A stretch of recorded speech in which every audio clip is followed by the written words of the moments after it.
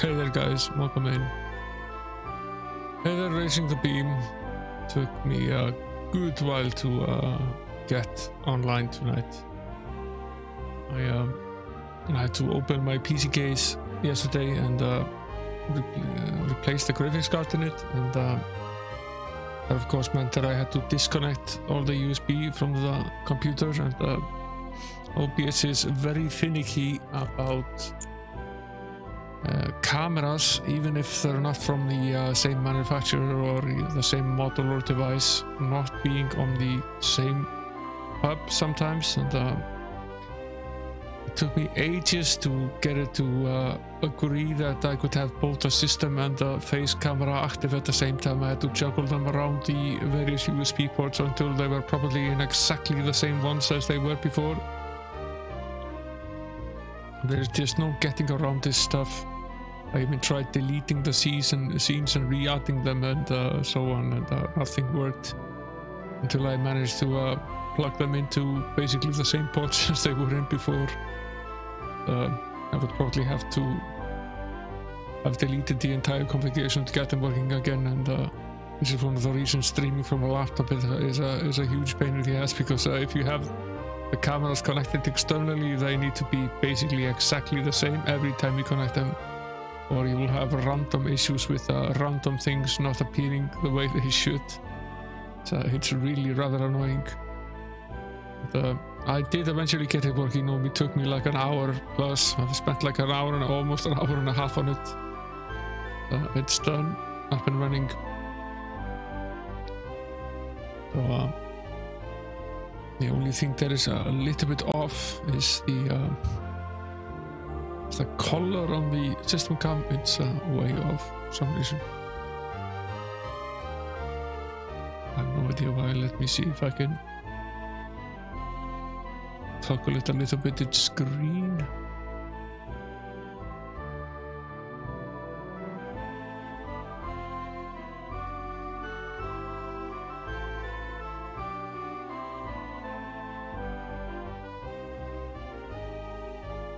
Slightly better this way.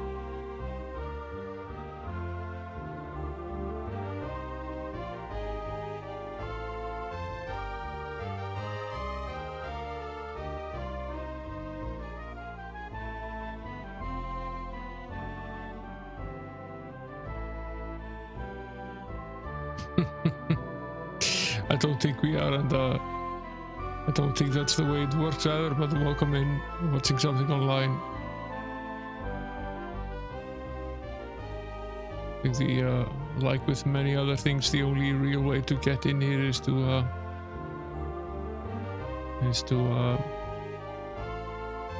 get a work permit. Okay, reasonably happy with that. Let's stick to it. I'll fine-tune it a little bit more off-stream. Looks good enough to play at least. Now, it's been a week since we were here, and I've forgotten where we were. I do remember that we had recently started chapter 3. The Spikeless and the Spider. We weren't far into the game. Let's, as we do every stream, make a new save folder so we don't accidentally overwrite our previous progress, and we can then always go back as well. Need to, as is per usual with this game, fiddle a little bit with the brightness as well.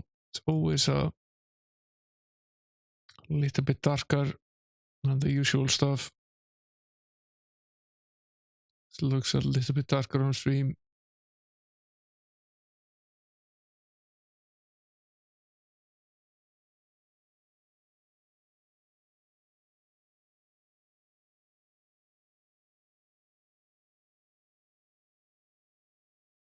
I think that's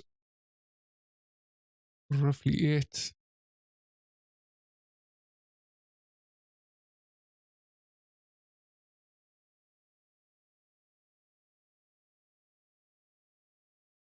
It looks very similar now on the screen. as the display I have on my side.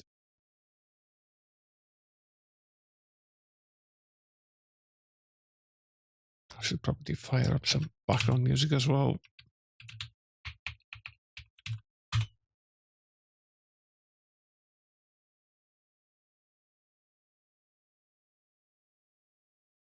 There is crackingly good music in the game, but not in the bits where you're doing the walking around. Maybe it's fine. There's music in the combat scenes and music in the towns. There's no background music.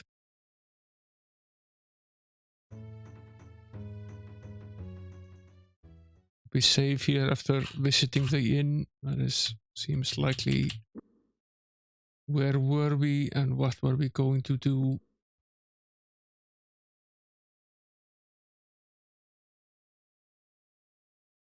Here's Romney.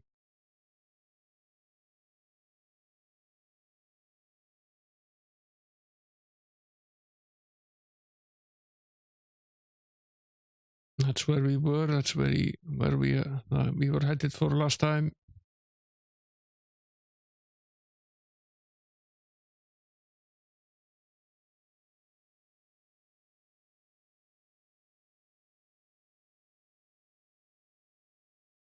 Small house to the west and south of here, they said. That's where we were headed. To find some guy or another.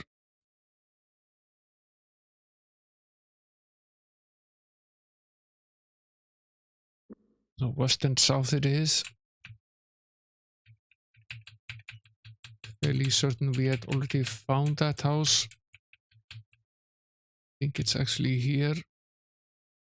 There was something strange about the house. James couldn't put his finger on it, but the house had a dreamlike feel. Was it a nightmare? He barely remembered knocking on the door, but he was sure no one had answered. Yeah, there's something fishy about all of this. Something very fishy about all of this.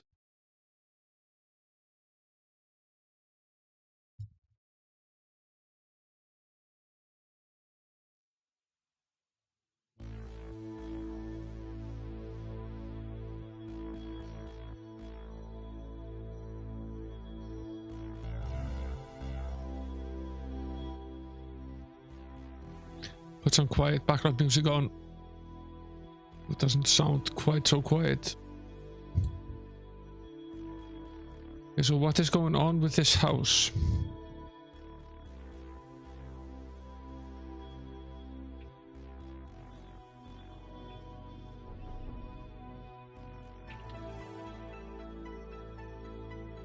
That's right, there was one of these weird Morhitral boxes here. It's for the follow watching something online. I probably don't have the alerts active. No, I don't.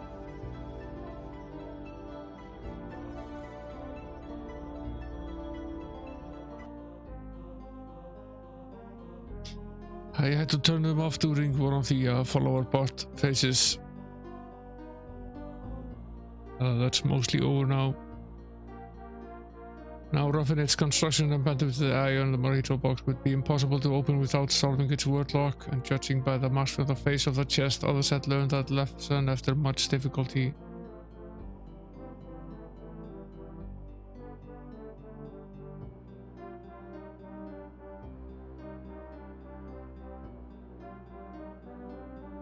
This one is particularly nasty. I have no idea what this is supposed to be.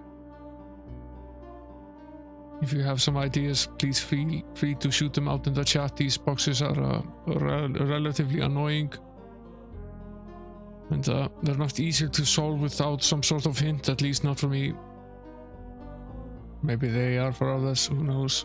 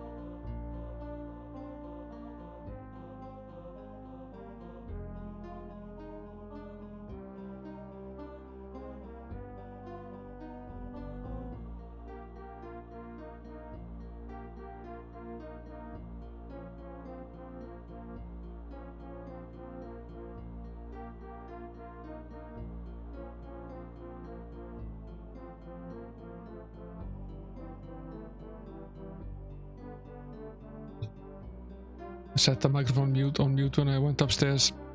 Sorry about that. Yeah, I'm trying to solve this riddle here. They go up white but come down yellow and white. These are all, I think they're mostly children's riddles, or the hints are really, really don't help in some cases as well.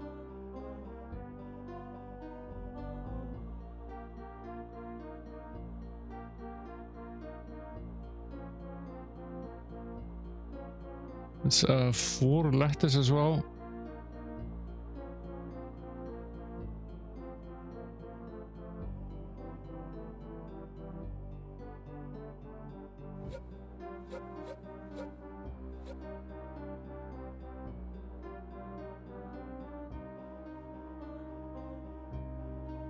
Ah, plural, yes, then it might be eggs.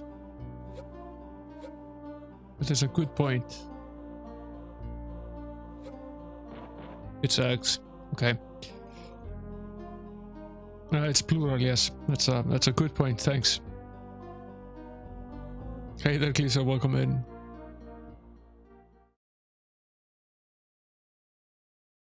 What's here? Rapier.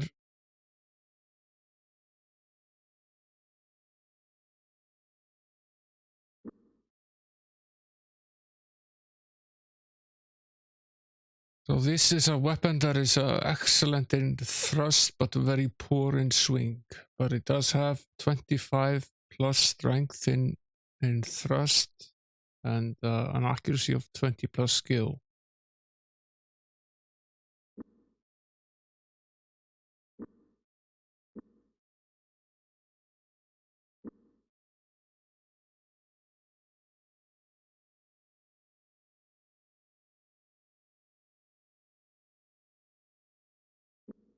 I'm thinking we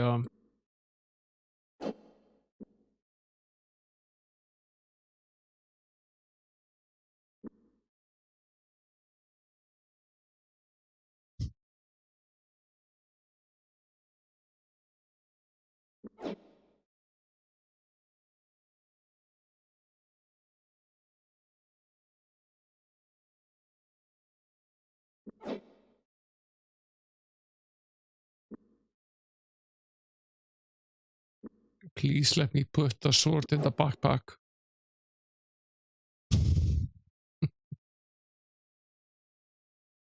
This game. How much space do I actually need?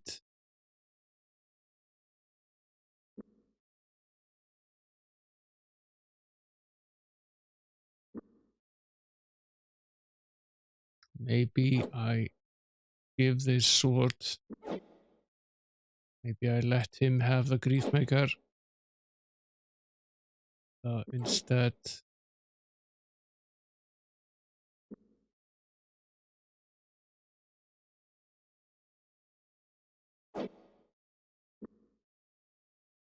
I give this sword.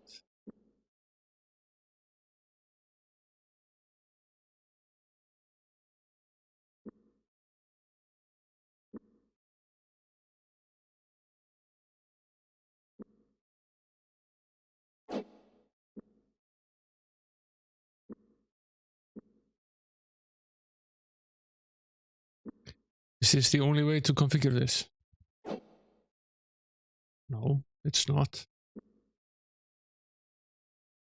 This is probably the best solution for this because he has the higher skill. Accuracy in melee here is 51% versus 43. So the accuracy in this case is 51% plus 20, which would be 71, which is decently good. And then the base damage is 25 plus strength, which in his case is how much? 29. Given that he's decently full health, which gives us close to 50. Oh, this is not bad weapon either. We just got this as part of a quest, and it does give excellent base damage with the swing. Not as good with the base, but it has a lower accuracy. So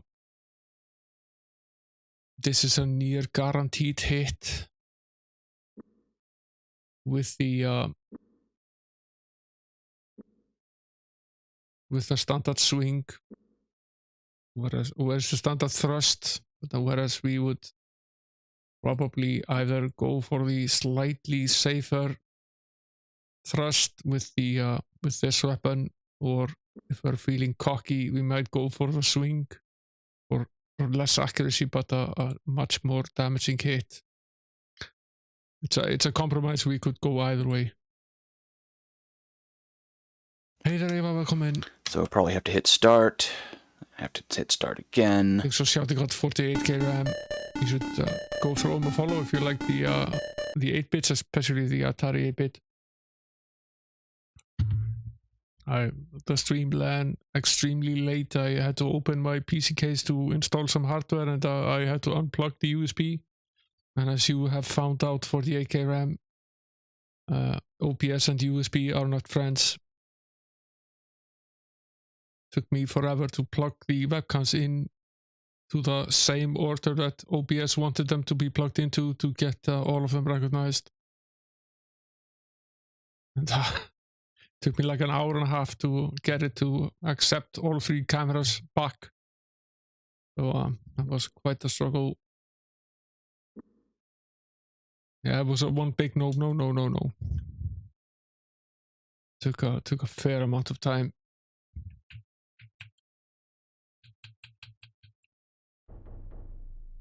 And it didn't even really know why it didn't work. It just it seemed to be using the camera even though it wasn't. Now, what do we do about this house? We're here. There's probably someone living in this house.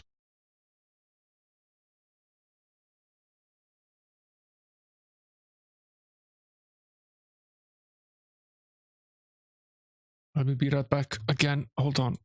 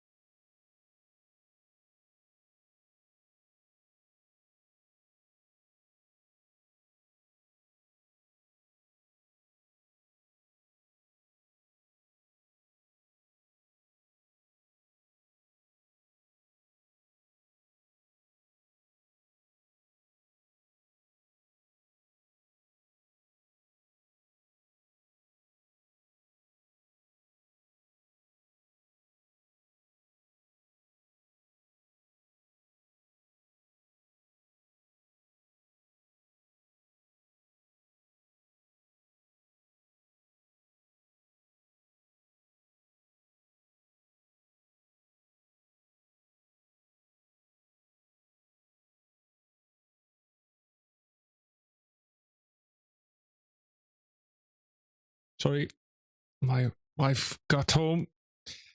Yeah, 2-year-old is not feeling too hot. He has a running fever and he's been waking up at a regular basis.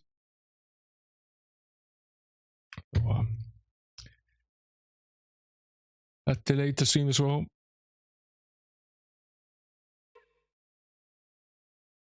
I had to go up earlier. He was crying and I think he either hit his head or he was bleeding from the nose at least. So, I had to do some damage control. Hey there, Will. Welcome in. Thanks for shouting out with Torres. I think it might be a stress heal actually. Darkest Dungeon streamer with the Moses and nice little Alien Isolation player as well. Did we already shout out Gleeser? Yes, we did. Okay. We'll follow Gleeser as well.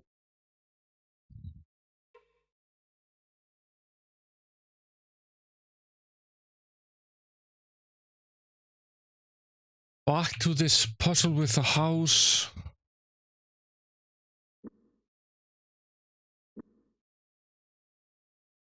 We do have this spell.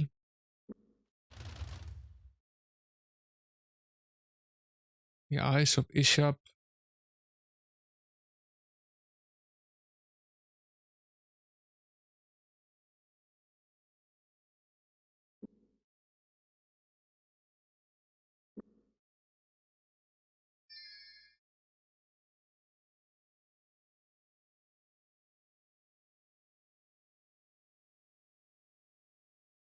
I'm not sure we are you talking about the new Coke? Yeah, I've tried it.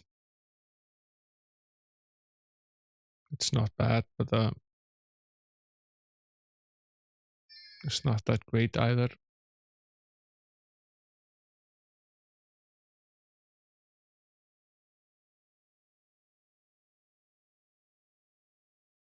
Yeah, I agree, Gleeser. In some ways, the graphics in this game are fine. For example, here in the map, they're fine, but in some cases, they're seriously low detail and don't really offer very much.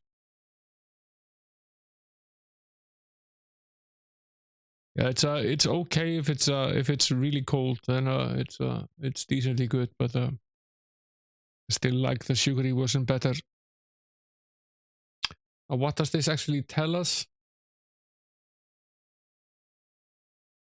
There are 2 dots here and 1 additional dot over here. And what does that tell us, if anything?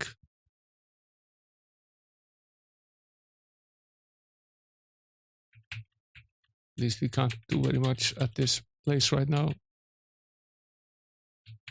I like Pepsi Max a bit. I smoked for the longest time. It's about 12 years since I gave it up, and I used to drink a lot of Pepsi Max when I smoked. So when I stopped smoking, I really had to give up the Pepsi Max. But I've sort of gotten into drinking it again. I like I like both the raspberry and the cherry Pepsi Max though.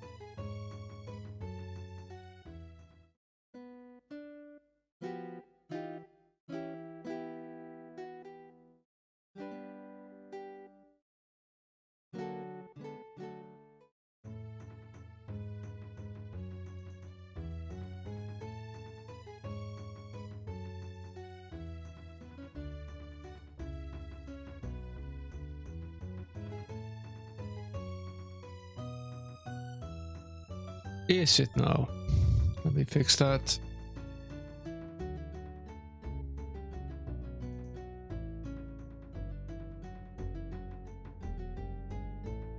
I smoked for 10 years plus.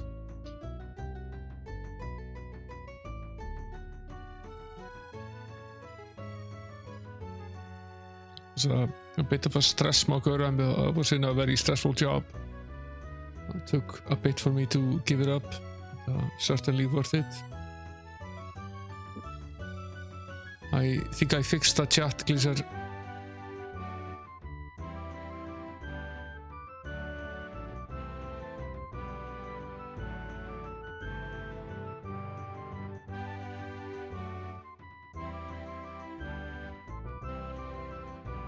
Yeah, the new mic is pretty good. I'm liking it a lot. I was just wondering whether we could get any more hints here at the tavern, but I don't actually think we can.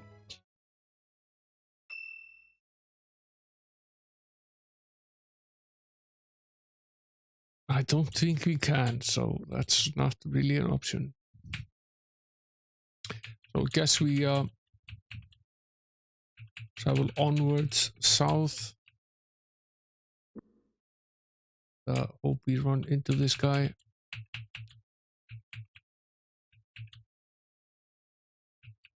So I don't have any trick to use with that house.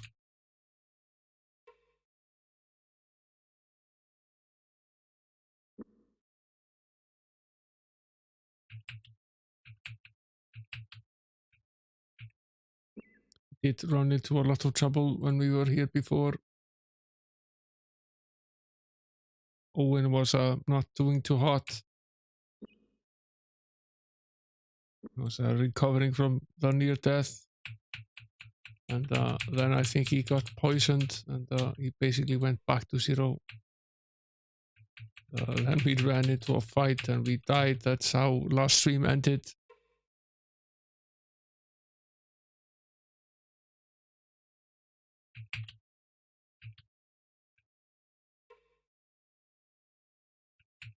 It's not here. The temple was closed or abandoned. No one here either.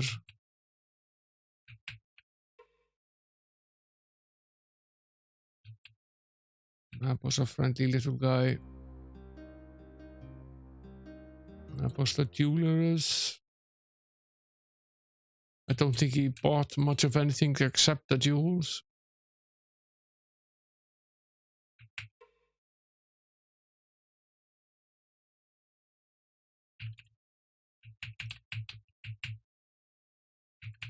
So there's no further help in this town, at least.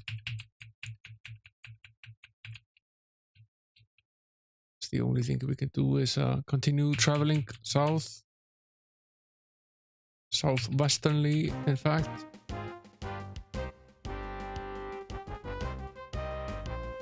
These guys again. We are better equipped now than we were then.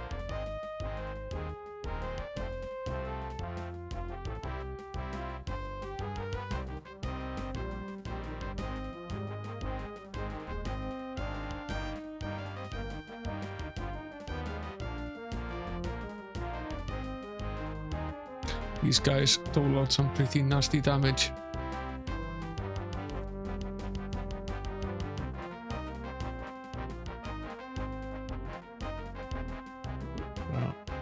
We do have the option of casting a spell now. We will miss. We will miss badly, in fact.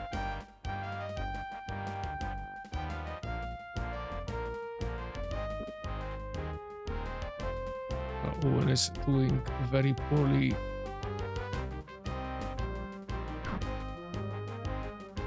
He now has 4 health. I don't think we should have bothered with this.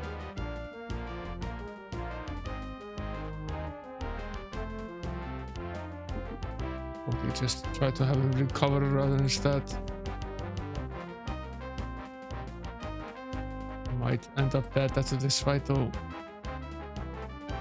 1 down.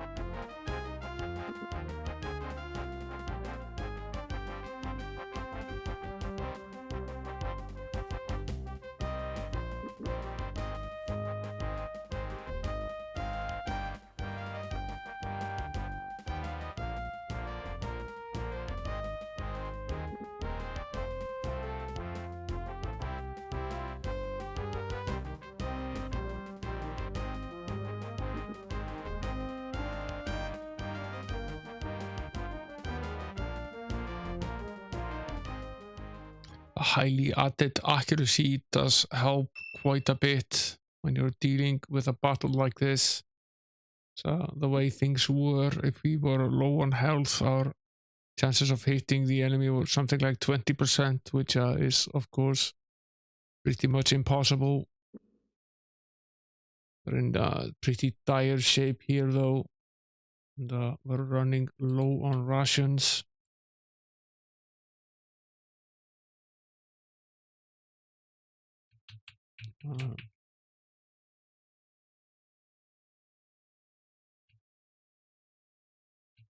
Were there any rations being sold back in that town?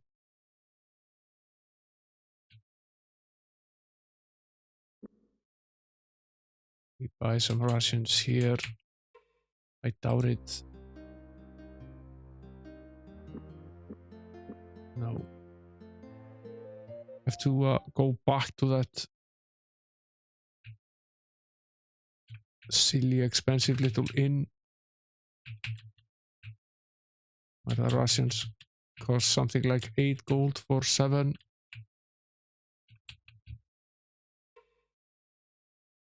Oh, it's not this place, it's further down. To rest a little bit. Who's poisoned? Only 12%. That's fine. Survive.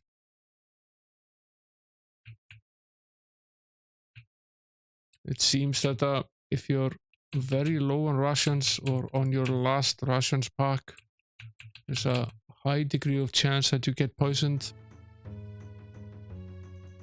Pretty bad to run out of rations. This is silly expensive, but we don't really have a choice.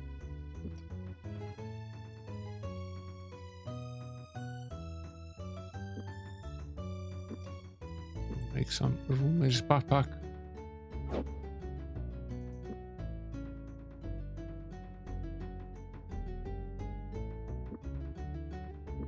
$48 sovereigns for 14 rations is silly expensive, has to be said. We do need them.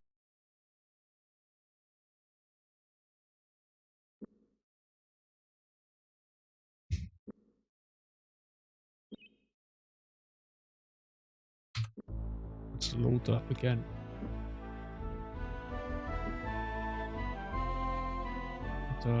It's such a massive bother in this game to recover from a low health situation like this. Just not worth it.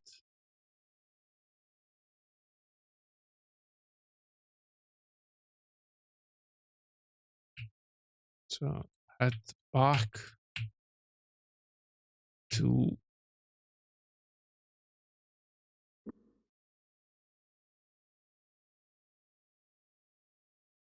all the way back to town.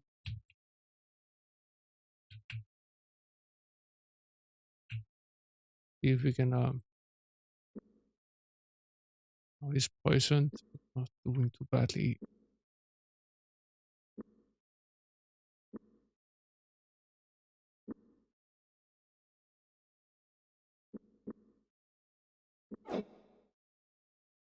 Have him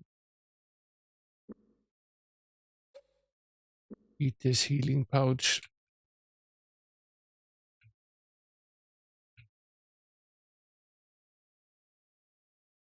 See what the rations are priced like here. Can't possibly be more expensive, right? They sell them at all. Not here at least.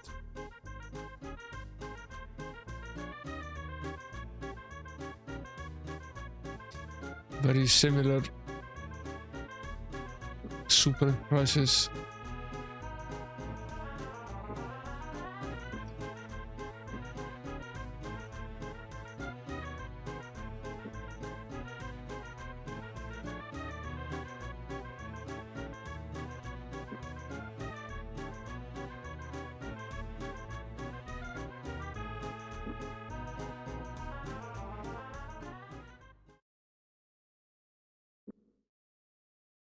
We'll just drop this.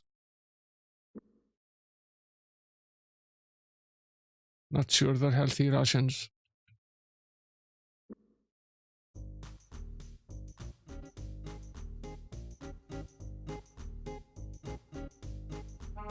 Get some new ones for 50 gold.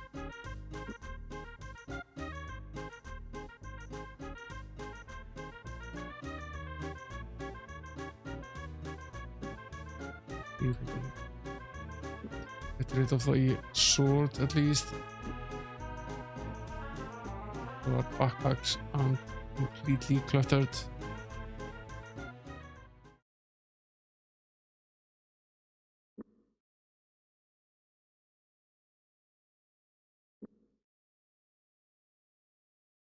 Want to sleep here? Fine. Travel on a bit.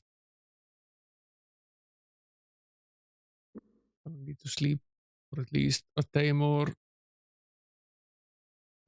Owen still near death? Yes, he is. We're doing a little bit better.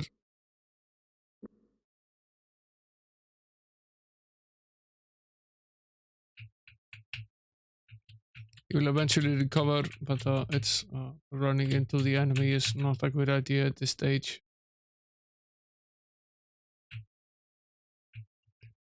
I don't think there's any avoiding that. Sadly, you have to travel southwest and we'll run into opposition, that's for sure.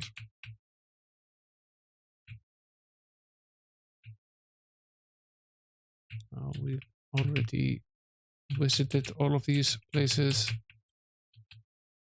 We need to do that again.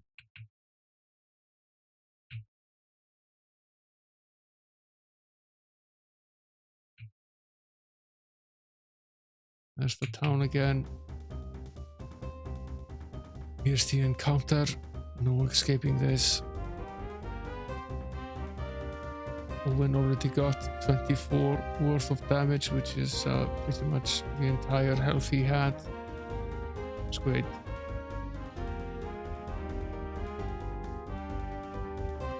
This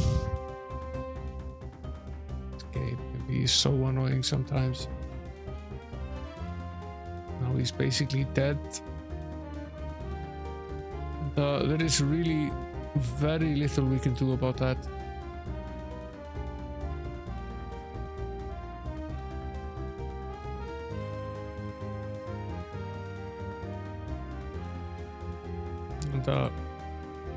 And man down is one thing, but there's really no healing him except by using something like a temple, and there is no temple within range or anywhere close to us, in fact.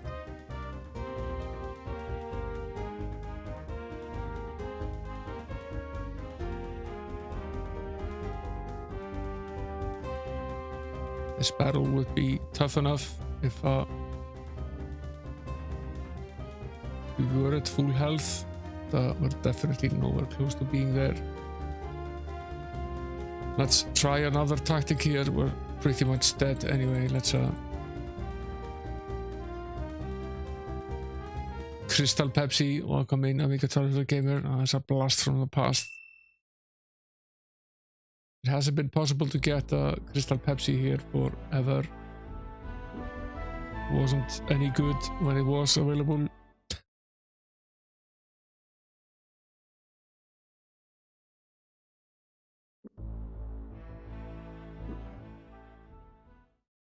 It was no good when it was available, so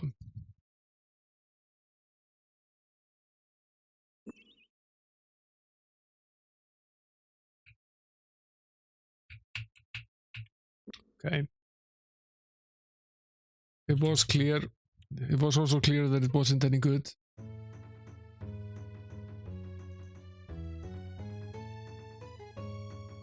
It's you've probably blocked the memory wheel because it was fairly terrible. The brain only really remembers good things. Crystal Pepsi wasn't one of them.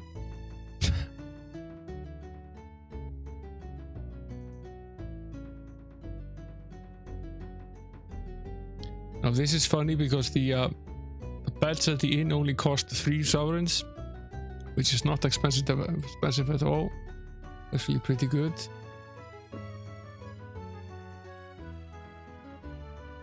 And, we do waste the rations, which is pretty bad.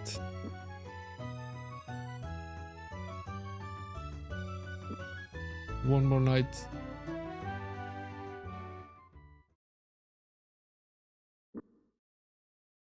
We spent a lot of rations doing this. Save the damn game.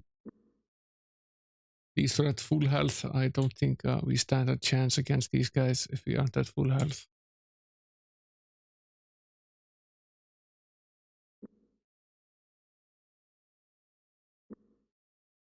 I'm facing the wrong way here. Let's go. Fairly certain we need to finish at least this fight and potentially others to reach wherever it is that we're going. This is the empty house with the sword in it. This is that small town over there.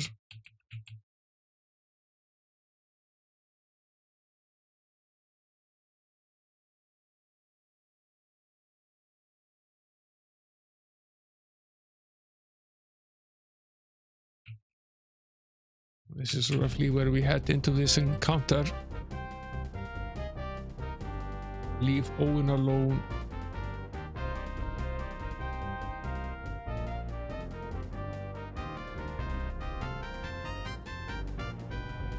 Just try to keep these guys busy. They seem to have a near 100% success rate with these spells, whereas we have near 0.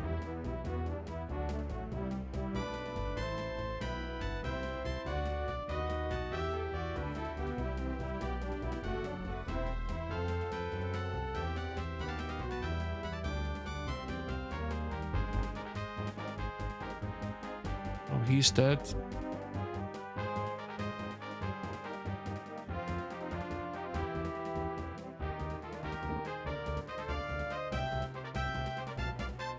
Try to get Goroth here. That went significantly better.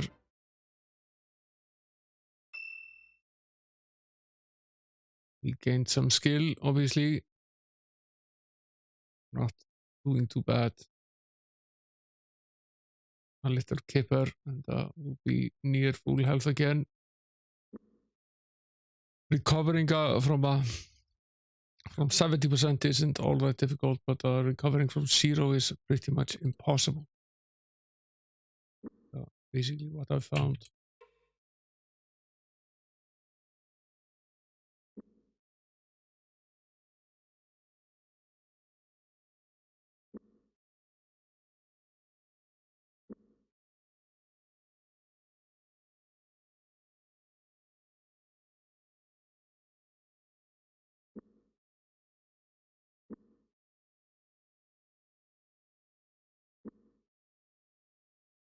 There's really nothing more to be gained from this.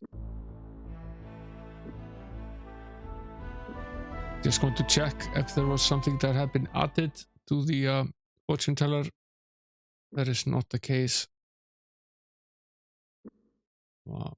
I won't bother paying her again. It's another 50 sovereigns that we really don't have.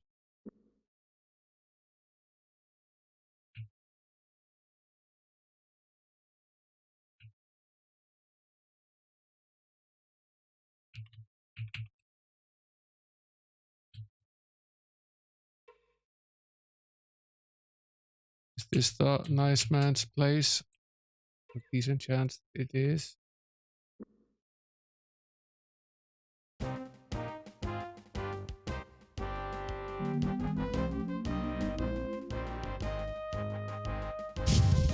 It's one of these things again. My God.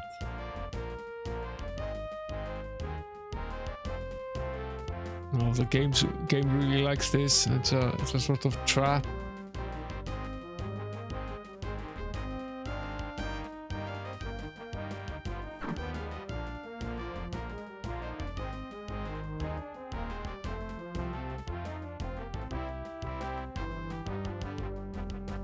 I'm getting laughs. Yeah. Maybe I should host the show. Okay, all right.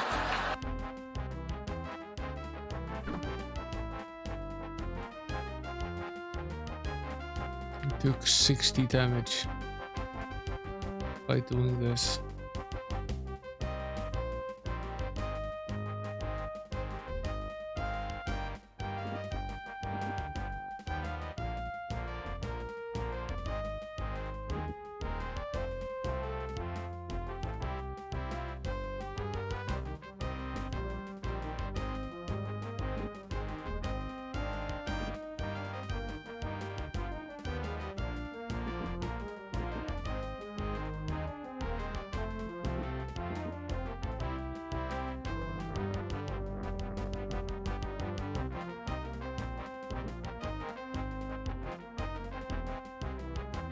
Do this again. I have to figure out the path here. We spent quite some time with our last trap as well. Hey there, Sinlow, welcome in.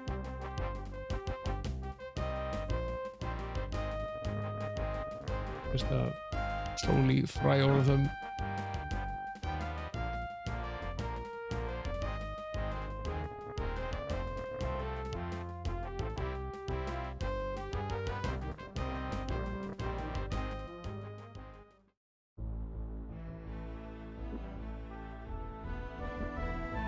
I suppose the trap is a part of getting to his house.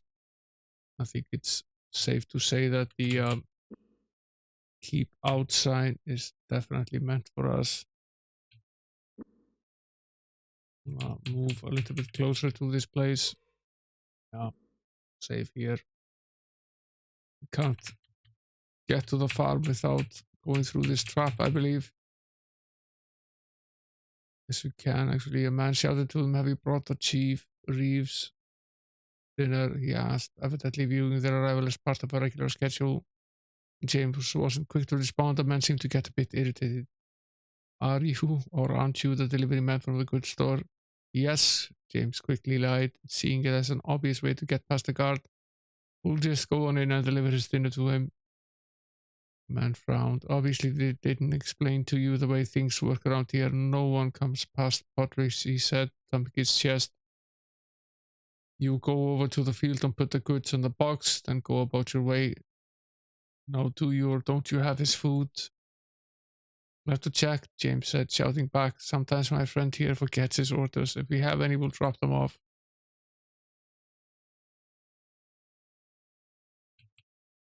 What are we supposed to do? Put the food in the box.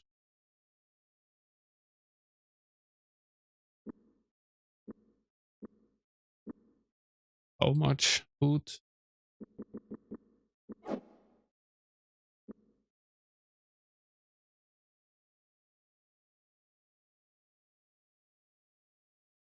James closed the lid of the chest. "So what do we do now?" Gareth asked. "Go to the tavern and wait," James replied. "We come back tomorrow, and with any luck, Arlie will be willing to see us. A little food will often get a man into a talkative mood. Let's hope that Chief Riva is no exception." Fine.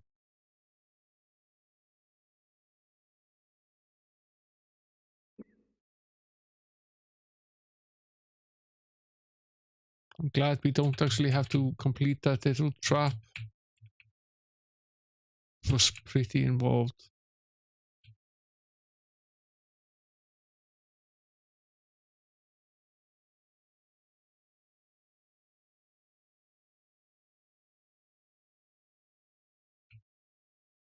And we have to hike all the way back to the tavern.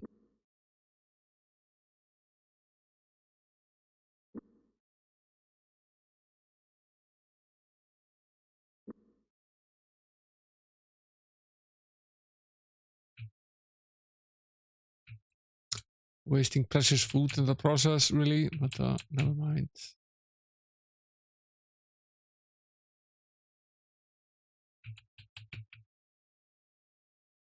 Here's Romney.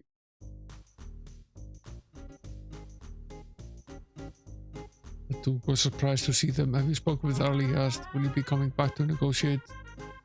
"Been gotten through to him as yet," James said, looking around the room. "We had a few other things to attend to." Immediately the Duke's eyes registered offense at James's offhand comment, but quickly the senior recouped. We are here at the request of Prince Arutha, Lord. I in no way intended to indicate that your problems here were secondary. We will attend to your affairs as soon as we may. Taking the Duke's glare as a cue, it was time they got about the business.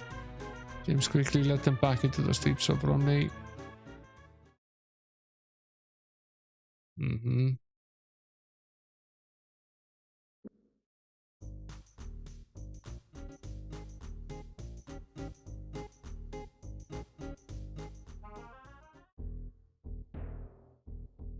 James motioned to the figure across the room. The boy walked over to join them. He stood before them, eyes downcast. Are you going to take me away? Why should we want to do that? Because when I broke things, Master always told me that someone would come and take me away someplace bad and someplace dark where they would never feed me and never see the light of day. I knew when all these people got killed here that someone would come for me and take me to the bad place. You don't have anything to be afraid of, Jason. You didn't kill these men. It's not your fault.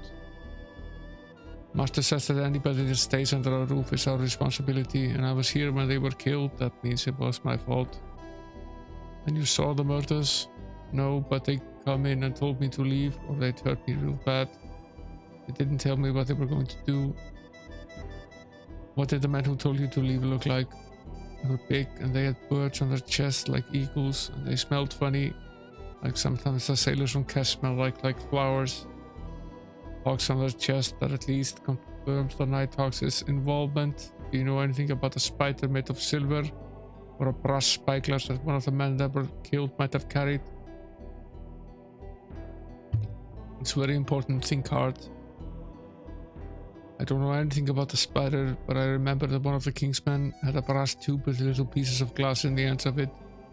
I could see things that were far away from with it. He said that he and one of the other men had brought it back from Silden. Did he say where in Silden he got it? No, just in Silden. Can you think of anything else? Did anyone else come into the Black Sea before the murderers? A carrying man brought in some wine from the upside down keg for the soldiers. Told me it was sent special, but besides that I can't think of anything. Thanks, Jason. Maybe I'll be back later to ask you more questions, so don't go anywhere. I think we talked to this guy already.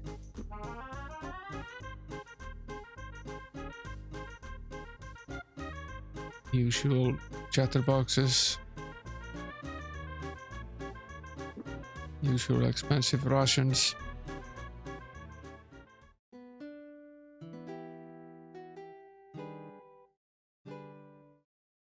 No luck with the loot this time around. Our abilities to loot increased anyway. Let's head back. See if the guy that we went to visit is a little bit chattier now. And he's had some nice dinner.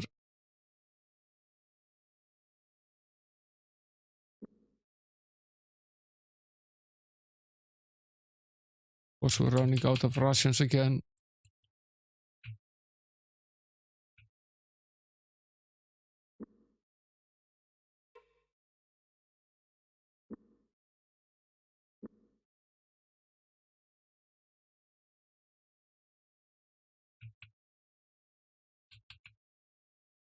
It's almost worth it to go all the back to the guy that was selling the fish. He's quite a bit away from us at this point in time.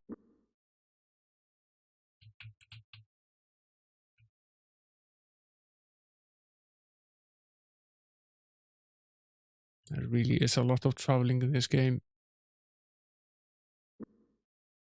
Save here again. Keep out. That's nice.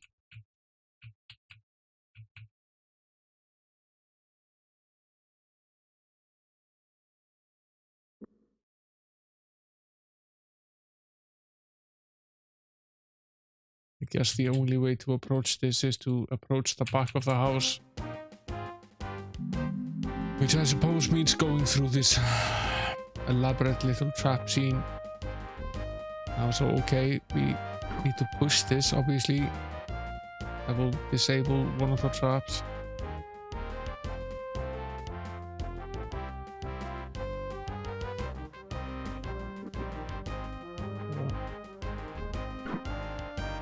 Okay.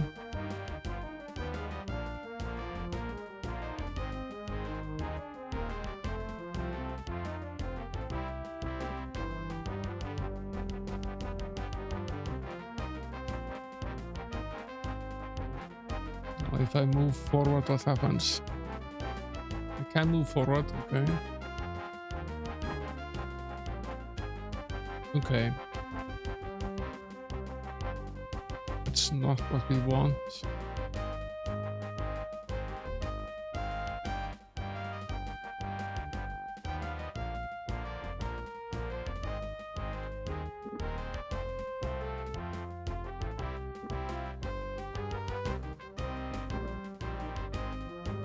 Out of the way. So we want this here.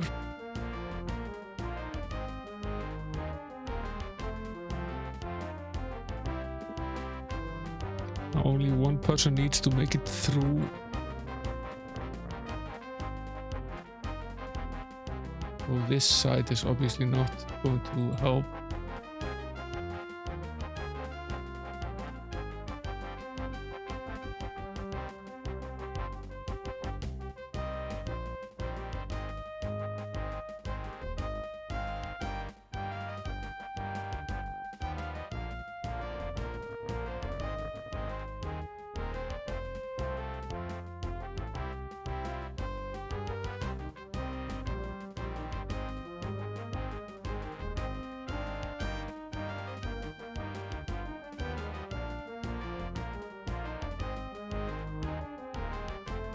Can't go on this side, so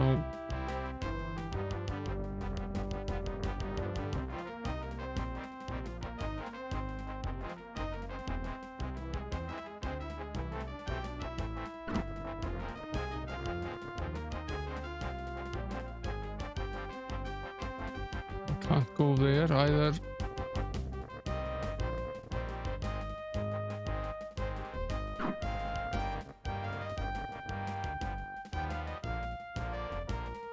Can't go here, and can we then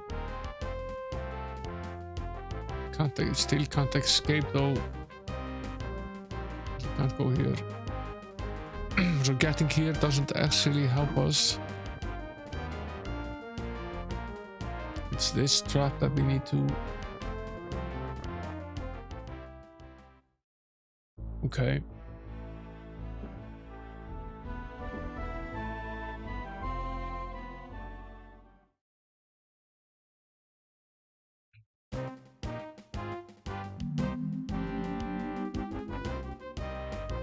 What we really need to do is obviously need to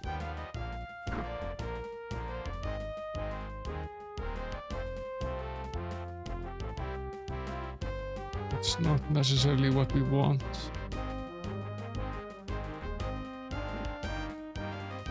I want to push this object here.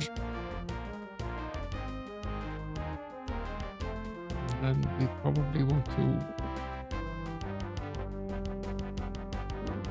push this object here because we've placed this in the middle here. And then we have James push this object into the other trap. Right.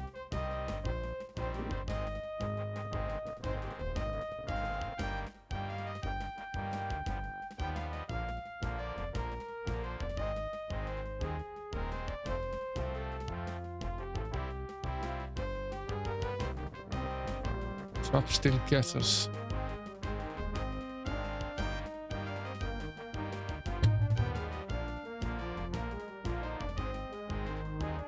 Trap still gets us.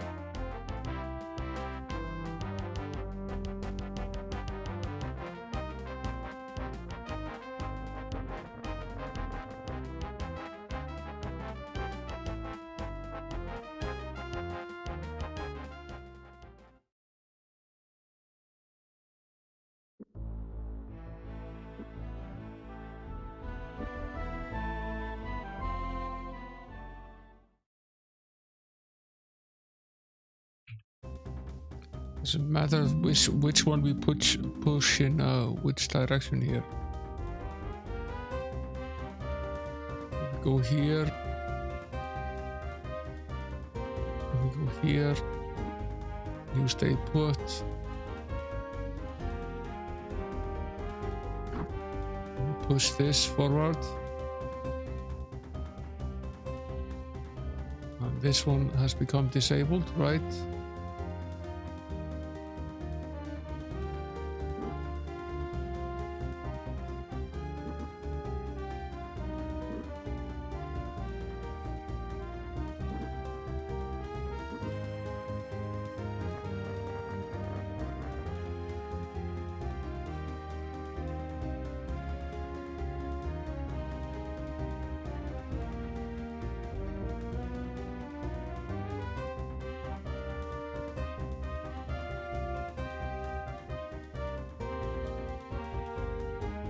To answer my own question, no, it does not in fact matter at all.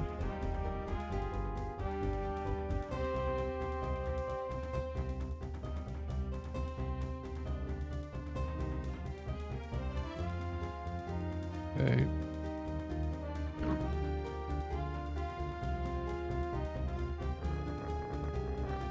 It's just dry ourselves here.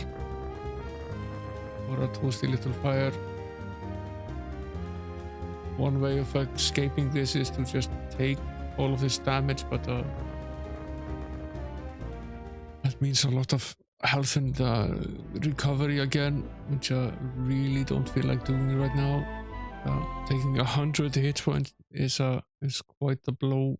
Basically kill everyone except Goroth.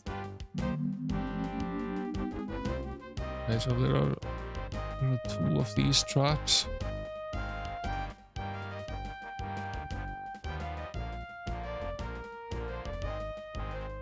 Okay.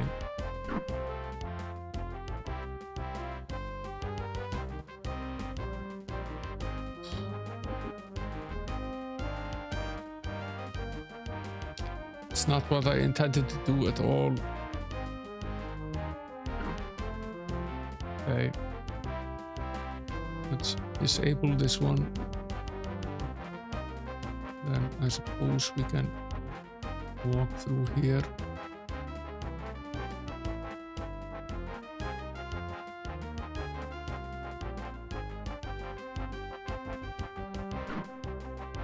No, actually not.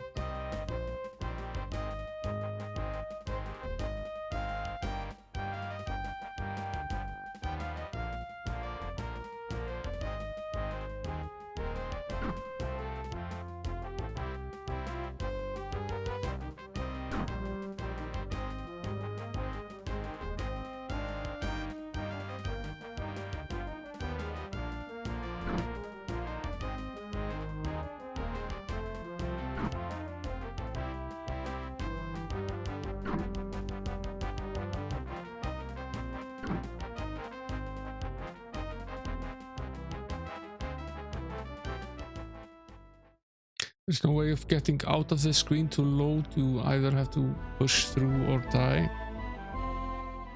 You just have to, if you make a mistake, you either have to try to rectify it or die.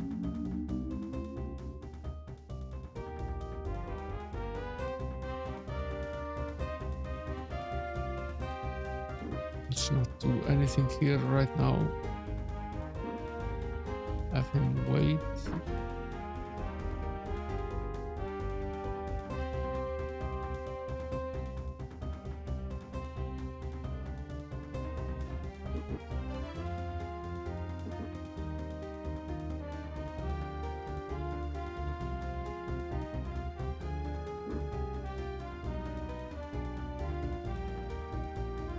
Go back to the trap.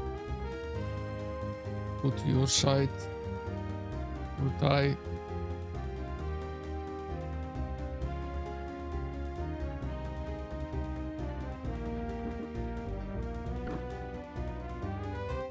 And that doesn't actually help us in any way.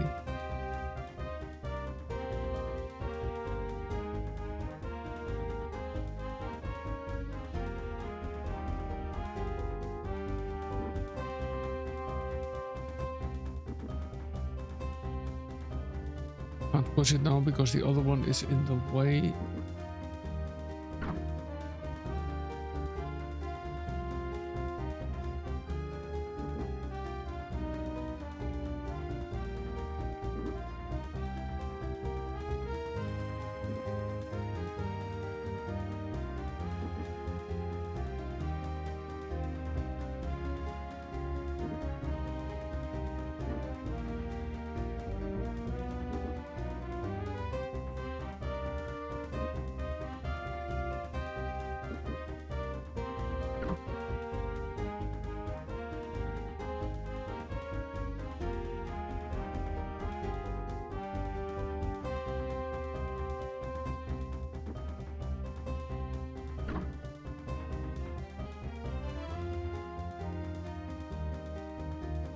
You might have to take the 30 damage if it means that we can get through the other one.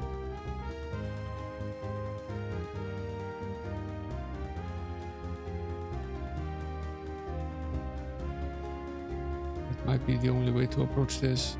Don't see any other way.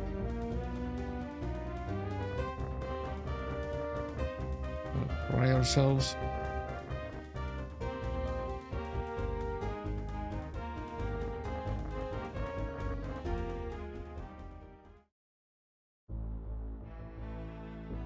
Beaten by a bunch of stupid things. Yeah, you're right there. Okay. I think I know how to approach this. So maybe we don't need to. Let's see.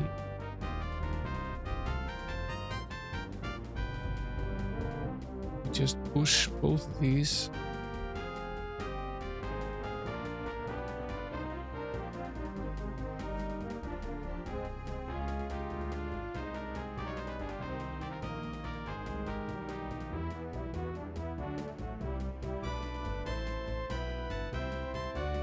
Yeah, we can't push them through this part.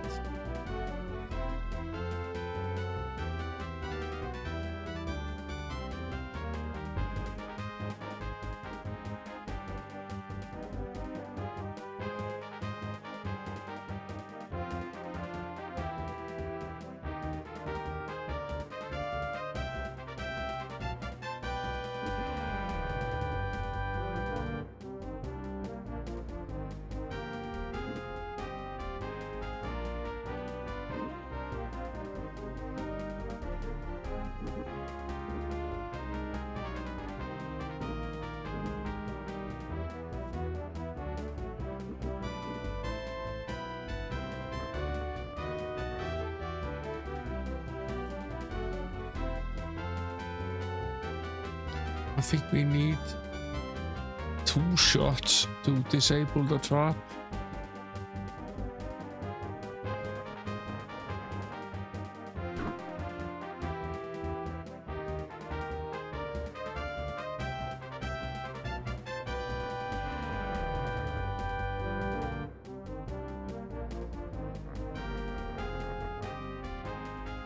So try to figure that out. You can see that the little poles on the top, they have a different color.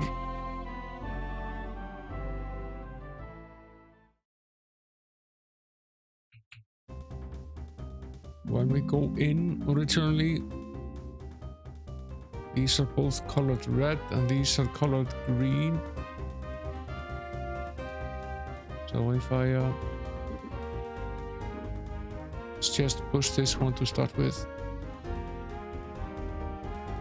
This has no effect, so pushing this one over does not help, but potentially pushing the other one does. This one potentially will block the shot, whereas the other one will let it through. If we go here, push this over here, and you block this Having the blue one here in front of the cannon blocks the trap.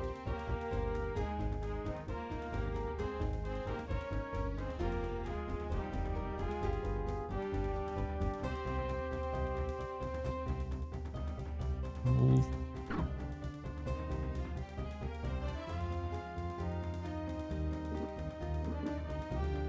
Take the damage for now.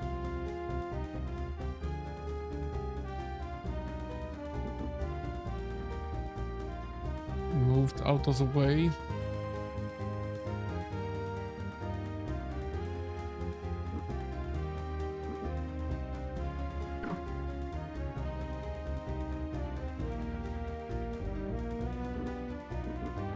Move him out of the way again.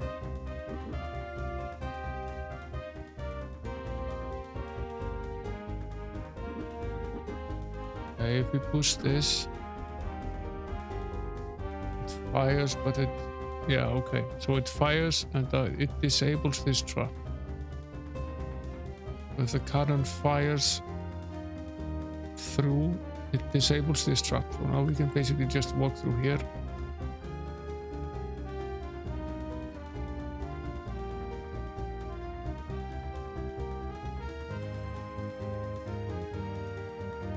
So we want, which one do we want to fire? Do we want this one to fire and this one to block?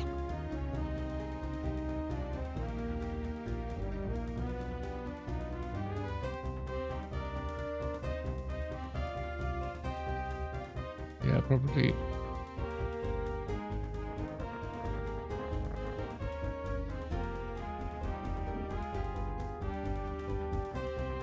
Let's test this theory out a little bit.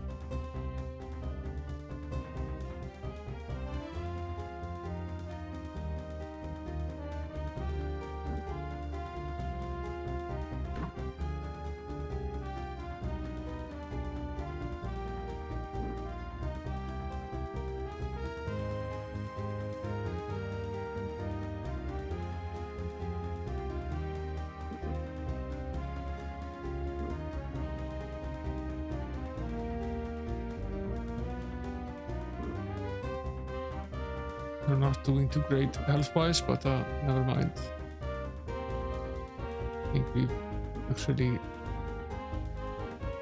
locked this one in. We need to death by trap at this point.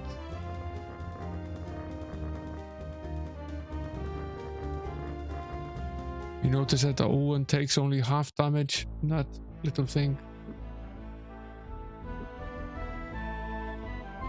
He only takes 50 damage while the others take 100. Really sure we can get around this without taking any damage. We just need to do it in exactly the right order. First, you need to push this the way of the cannon. They will shoot at these and they will be disabled.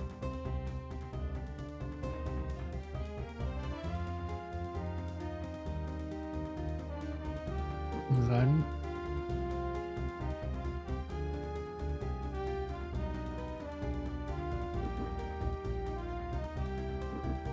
sort of need to move this item out of the way.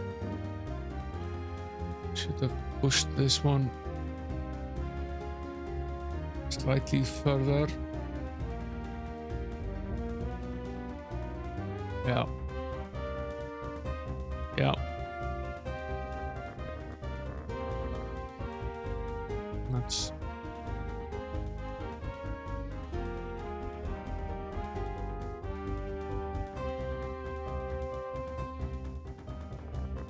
this to work.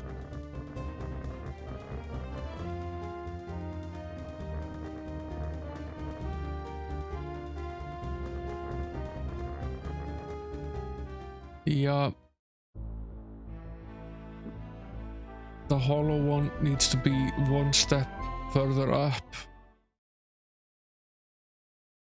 because we then need to be able to block the cannon using the filled one. So we push it upwards.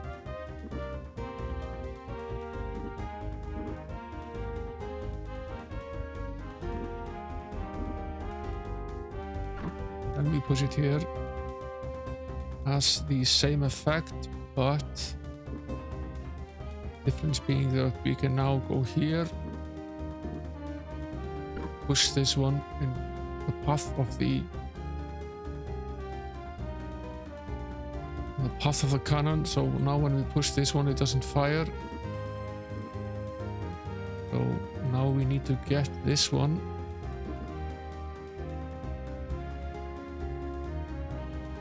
Up here somehow. No, here. This one needs to go in front of this cannon, whereas the hollow one needs to go up here, I think.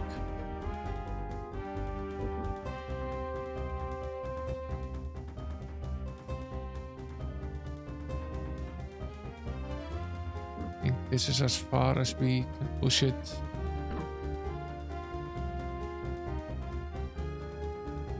Yeah. That's all she wrote. Now I can just walk out of the truck.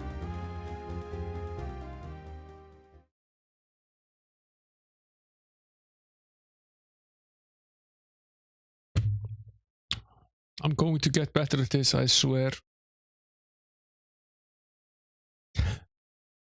I'm starting to understand how this works. Reeve met him at the door, nearly bald except for a few short tufts of hair which cropped behind his ears like untended weeds. Chief Reeve was a surprisingly small man for the position of power he held among the guilds of the Romney. Smiling fiercely at them, he slapped James's shoulder with a heat-blistered hand. Arlie Steele so here, he said. If nothing else, you've cut chutzpah. Not many men see that trap out there and have the gumption to try to come through it. I wanted to at least talk to whomever had the guts and the smarts to pull it off.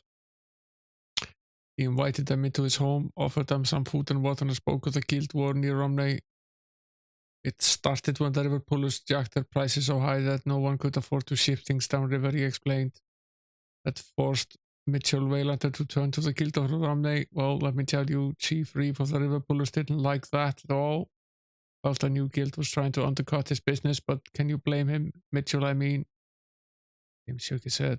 The Duke of Romney doesn't seem too happy about matters either, he said. He wants you to come to the negotiation table so they can bring a halt to the violence in Romney. Harley nodded. Bloody politics started this mess. Looks like that's what it will take to bring it to an end. It'll take a chunk out of the Ironmonger's guild, be sure of that. You've always lost at the negotiations table. And we can tell the Duke you will negotiate, James asked. Walking to a row of shelves, he pulled down a book. Nothing else to do that I know of. Alerting James first, he tossed it home. Thought you might like this after all your questions about the ironwork. What is it? James asked, looking at the plain leather cover. A beginner's text on the art of repairing arms and armor. I was going to throw it out to make room for a few new books that Partridge brought to me. You're welcome to it. Thanking the Reeve for his generous offer, James motioned to Gorath. It was time they were on their way once again. We will tell the Duke, he said before closing the door. He will be excited, I think. I'm sure he will. Did we learn some armorcraft skills now?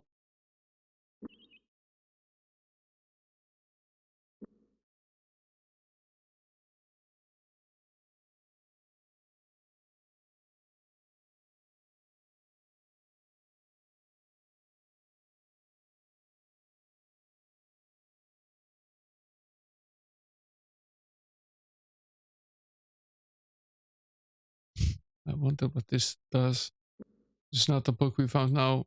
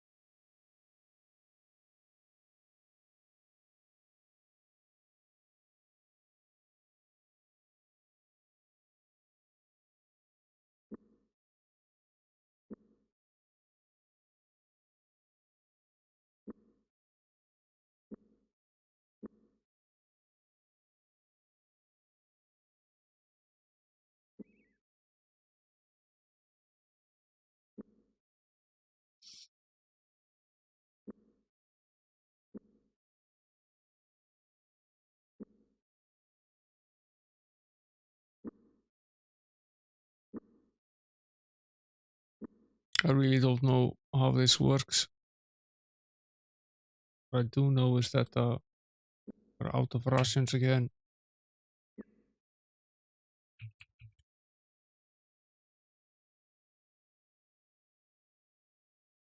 The only rations in town are the silly expensive ones at the tavern.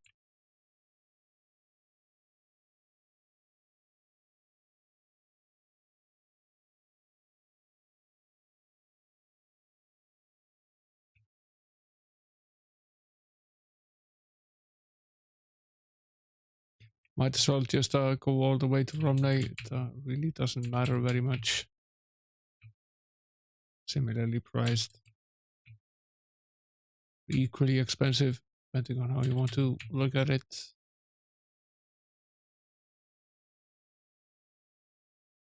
Yeah. I think we should go in for supplies.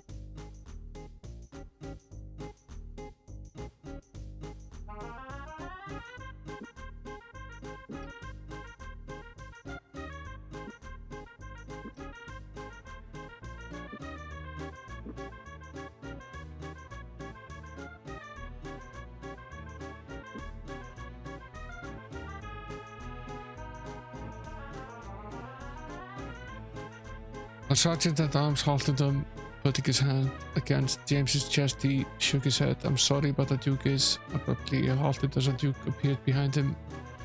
"It's all right," the Duke said. "Let them in, Sergeant. I'm expecting these fellows. I'm expecting they've come to tell me they've convinced Arlie Steeleso to come and help me out. Am I right?" James confirmed the fact quickly, following the Duke into the deserted meeting hall. Seeing the benches had been removed from the room, he seated himself unceremoniously on the table edge, while Goroth and Owen stood by the door. "Before I forget, your reward," the Duke said, opening a chest at the corner of the room. Sorting through what looked like torn table linens and soiled riding clothes, he at last found a pouch and tossed it to James. Inside were several gold coins and a very valuable key. "Keep my promises," he said. "Now let's hope that Arlie does as well." "I don't see why he wouldn't," James said, packing away the Duke's gift. "He seemed honorable enough." "He's in charge of a guild," the Duke replied. "He has to sound honorable. In their own way, the guilds are more powerful than princedoms. You mark my words. One day, the end forfeit of the kingdom will cross swords with the guilds, and it's not likely to be a bloodless affair. I think what's happened here is just a small taste of the things to come." "Glum words," James replied. "You think there'll be more trouble here?" "Not for now. They've had enough of anarchy to do them a while, and Arlie's coming to negotiations should settle things a bit." Chatting a while longer, James glanced at the darkening windows. "It's getting late, and we have other business to attend to." "Thank you for your services, gentlemen," the Duke said, escorting them to the door. "If you're ever in Romney again, please feel free to drop by and visit again."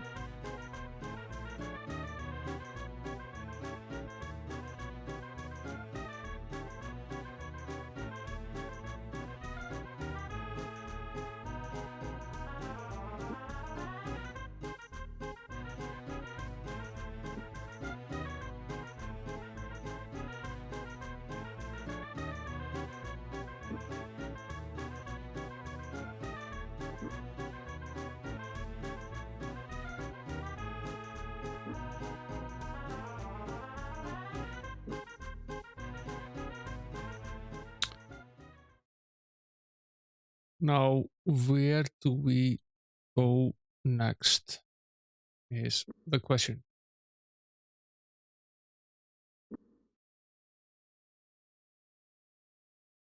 I think it's obvious that we head up the road here.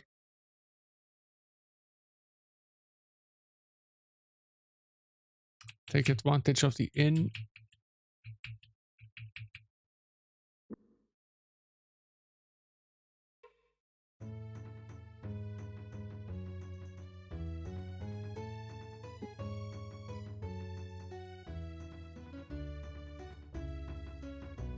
Another night. Basically get 100% health.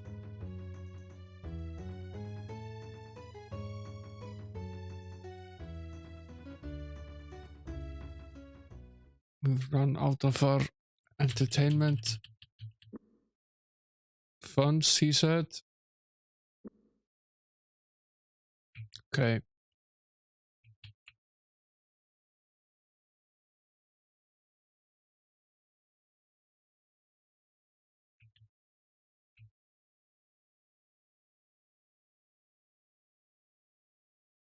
Owen was whistling suddenly where his traveling companion had grown irrepressibly cheerful over the last few miles. James turned and favored the squire with an inquisitive stare. Why the sudden lift in your spirit? Unless I'm mistaken, we're headed towards my uncle Corvallis' estate in Cowell Keep. Assuming we keep heading this way, we are going that direction, don't we? Owen talked as they traveled, pointing out familiar geographical features. He related a good deal of history about the region's history as they attempted to ford a small river. Soon they found themselves back upon a major road. I see we're headed for trouble here. Now I don't know exactly where it is that we supposedly go now. We didn't really get much more in terms of hints of what to do next.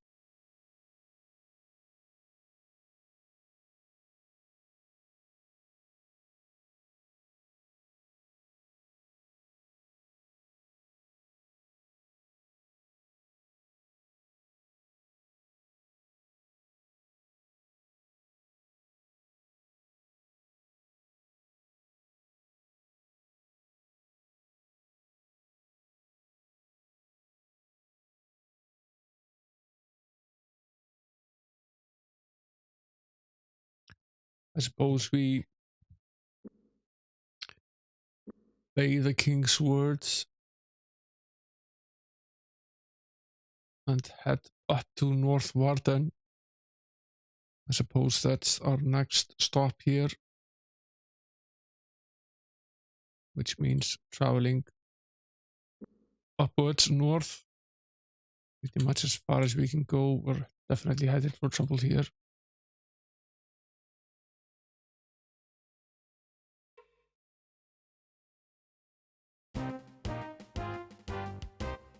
We did get the element of surprise, which is nice.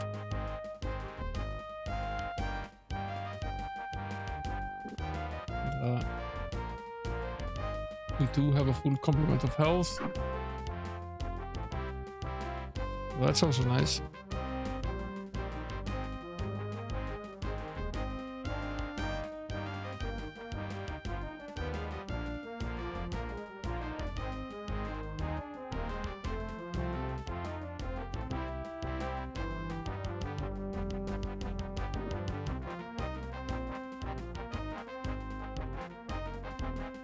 Guy at the top is fleeing, but that's fine. Just let him.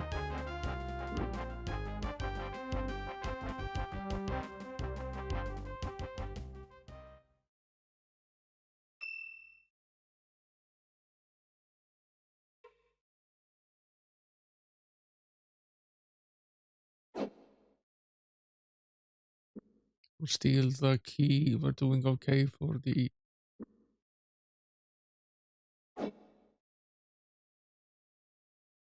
fill up the supply here. The quivers, don't really need any more of them. Don't think we'll take this bow or this armor. So getting around and selling this stuff has become really difficult. It was easy at the start of the game, but it's become a nuisance. I won't bother.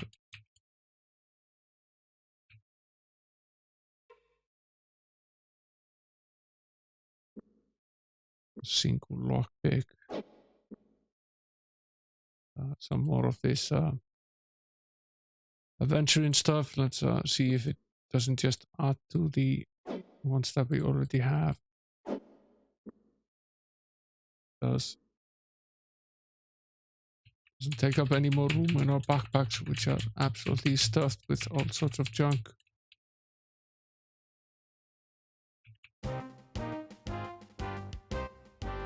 James noticed a circle of holes. Of course, there's a trap.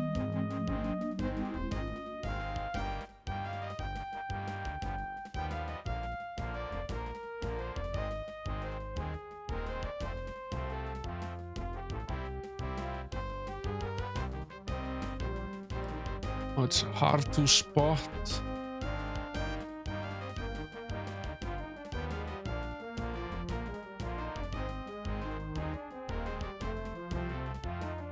There's a cannon over here, which will fire at us. We move forward here.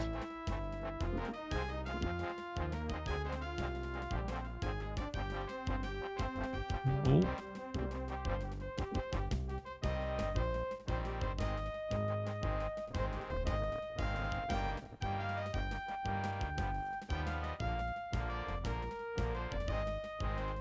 Didn't actually disable the trap though.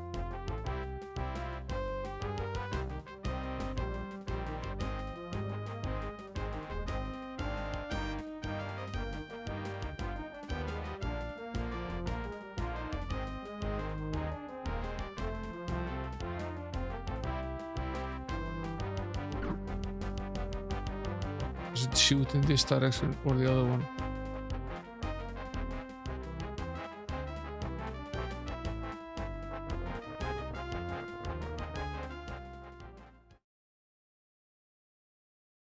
It took a ton of damage.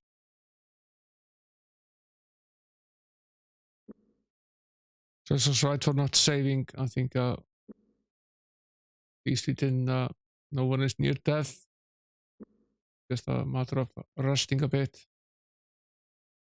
Take it, take the loss. We could have done infinitely better there.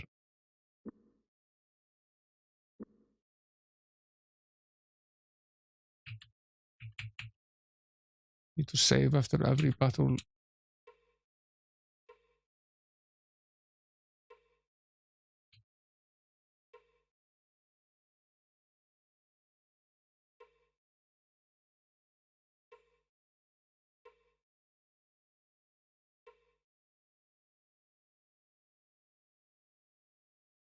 James grimaced. None of the courtiers of the men arrayed against them looked to be in a good mood, and even if they had no argument with them, it was entirely possible their presence on the road meant trouble lay further ahead.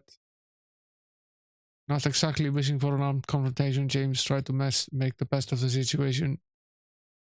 Can we be of some assistance to you fellows? You appear distressed. Distressed away, we're distressed in the extreme. There's that terrible mess down in Romney, and we lot are heading down to lend a hand to the River Pullers Guild. What of you? You're siding with Mitchell and that bloody Glazers Guild.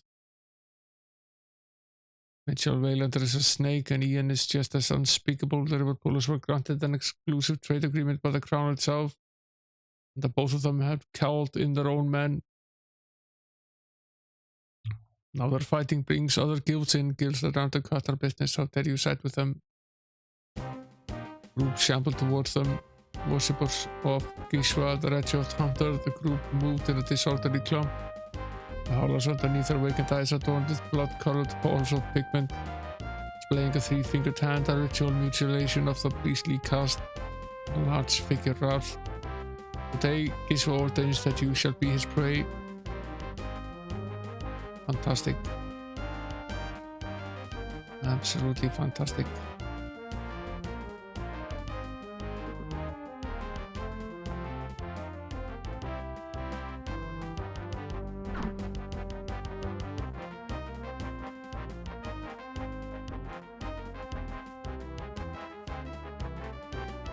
Sometimes I think they couldn't hit the ocean from a boat. They are slightly hurt, but the Owen is not.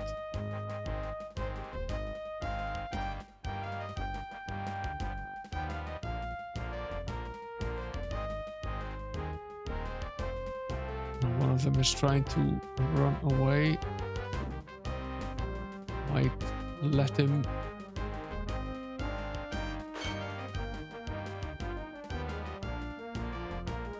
Restore our save and start this over again. We made lots of stupid mistakes here.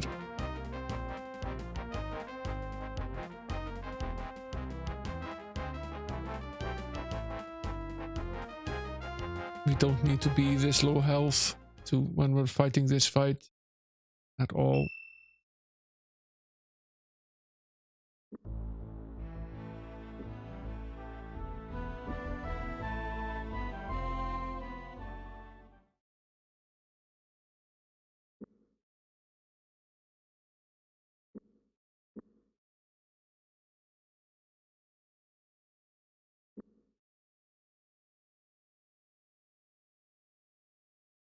Okay, slightly better.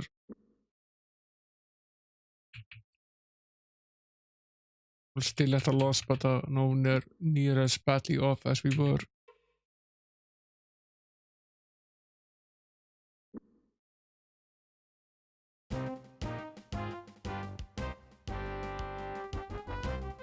Hey there, Texas Footballer, welcome in. Yeah, feel free to lurk. Very welcome to lurk.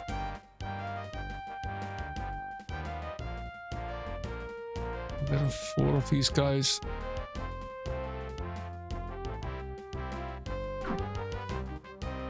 Good shot.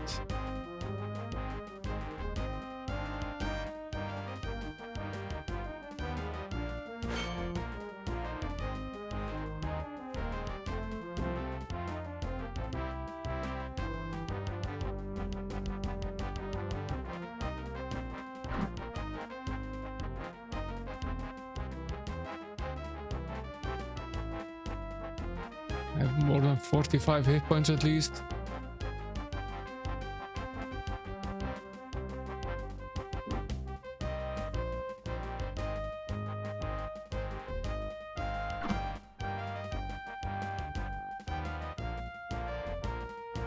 Roughly 60 or so.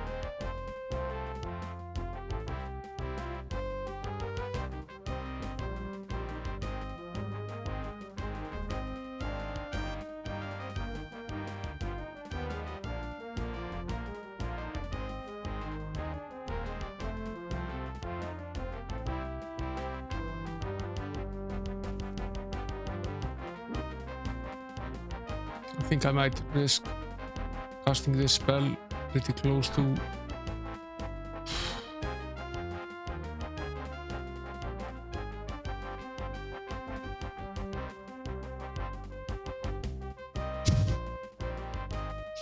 how is it possible to be this inaccurate while casting a spell?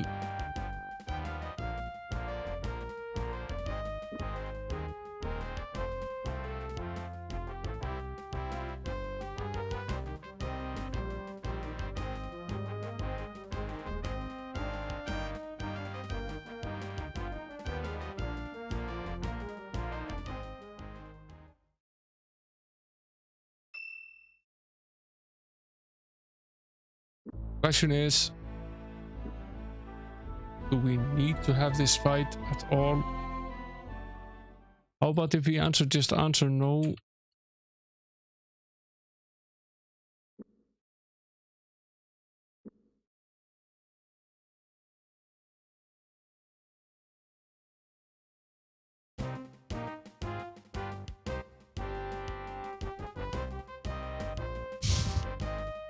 That didn't go much better, did it?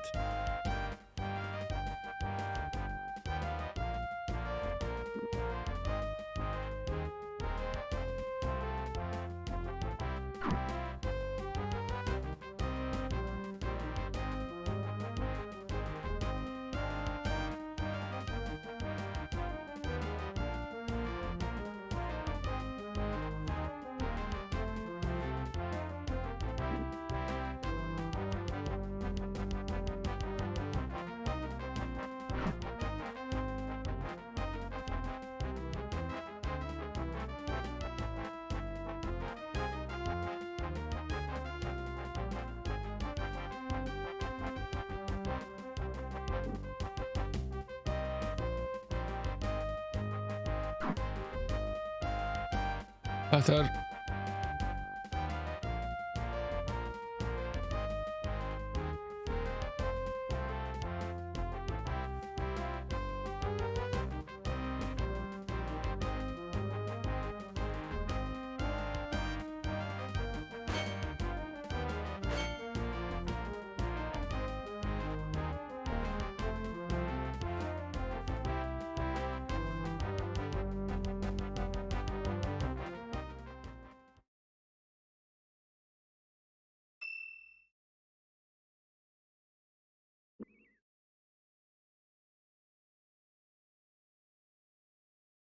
I think we'll actually just take it.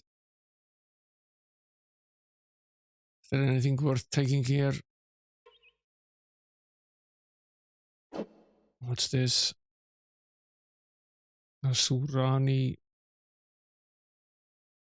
crossbow. Very nice. Very, very nice.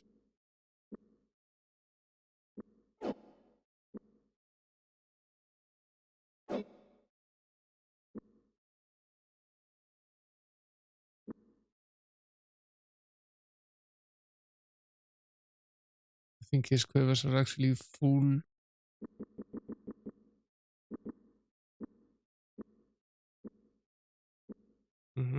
Both of them are. What else does he have? We could, of course, sell some of these things, but it's not really worth it at this point. Take the keys and the gold and the food.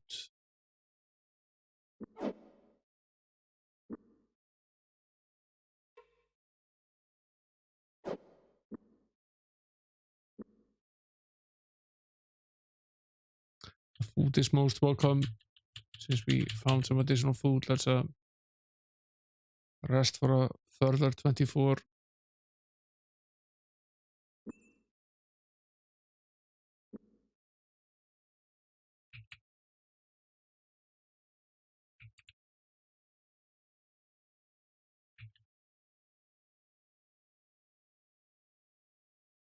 Quaint little village here. What's it called?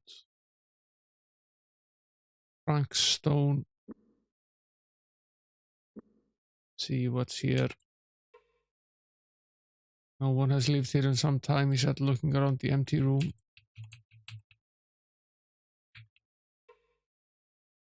A smiling man answered the door.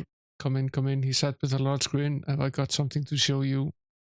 Curious, James followed the man into the house. He led them to a table upon which there was a bulky object of some kind, covered with a cloth. With great flourish, the man pulled away the cloth, revealing a strange metal machine with a funnel at the top and a wooden crank on one side. What is it? Asked Owen. It's a gem converter. Currently, it will only convert rupees into emeralds, but I'm working on a formula to convert the rupees into diamonds. Say, perhaps you could help me test it. Would you like to give it a try? Maybe. I was searching through our packs. We don't have any rupees, James said. The man looked at him thoughtfully for a second, then said with a smile, no matter, you seem like decent, honest fellows. When you get some rupees, you come back and see me. I'll let you convert them anyway. How does that sound? He thanked him for his generosity and left. Guess we'll have to remember to come back here. And always save before we commit to doing this. In case it's some sort of scam. A balding man with an intense gaze answered James's knock. Are you looking to stay in Prankstone for a while? He wanted. Do I have a house for you? Only 30 sovereigns a month. Sorry, we were just passing through. What can you tell us of the people who live in your houses? James asked.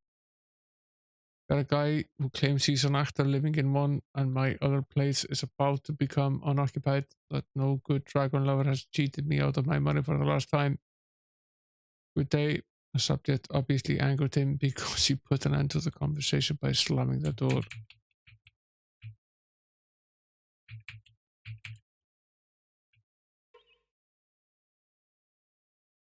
The slab made Owen uncomfortable. Still, he stepped closer to the strange rock to examine it more closely. This is a very unusual stone. It seems to be emitting a very strange energy, but I can't make out its nature. Should we touch it? Yes.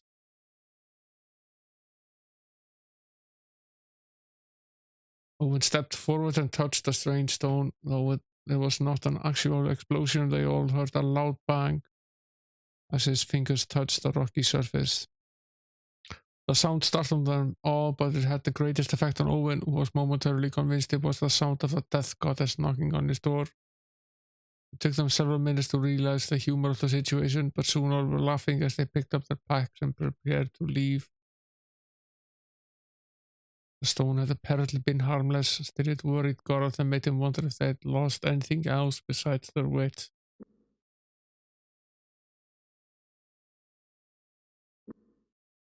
Had they?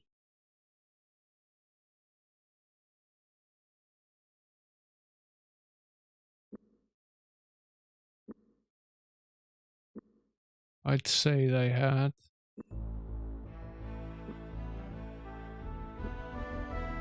Just in case.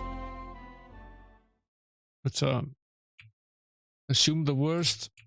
It's always better. If it altered us in any way, it's not worth it to go through these conversations again. Which is not really a big deal.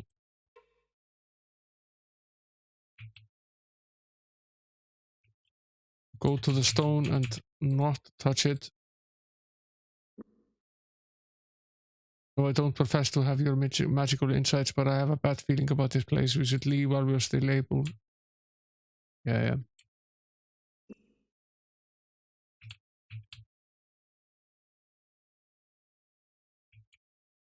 He's not able though. His name is Goroth. James pushed open the door. Looks like this used to be an inn of some kind, he said, but it would appear this place was abandoned some time ago. James knocked on the tavern door. When it was apparent no one was coming to open up, James shrugged. Yeah. Don't open until noon.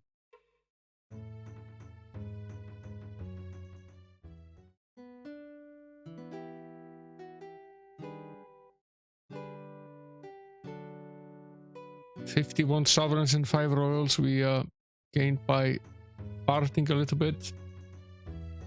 Easiest money I've found in a bit. The man was in a talkative mood, taking drinks from an overly large cup of ale. Between tales about his mercenaries, he wandered eventually into a discourse about how much he hated the followers of the god Kahuli. Why do you dislike them so much? James asked, raising a single eyebrow at that. The man shook his head. Was them Kahuli priests in the temple up at Kenting Rush aren't natural, I tell you. What pleasures a man got, they want him to give up, all tied up in these damnable codes of piety. What in his name does the mortification of the flesh mean anyway, but some sorry sod's got to starve himself down to tooth and bone and give up punching and drinking? Not natural at all, if you ask me.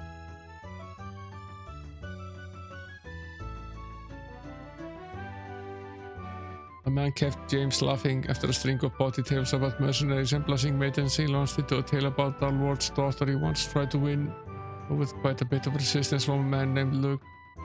He demanded to arm wrestle you for the girl.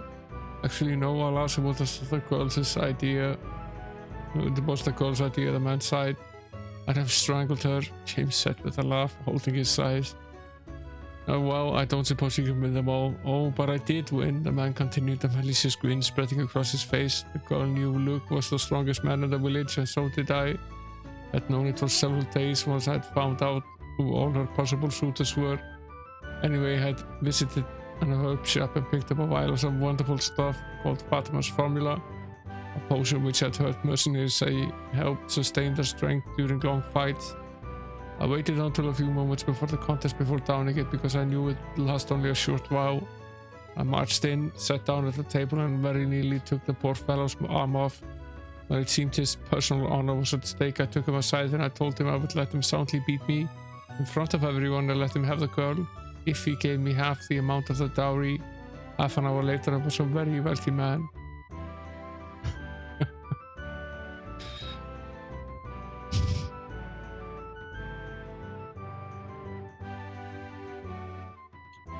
Decently priced rations, at least not terribly expensive. Buy some.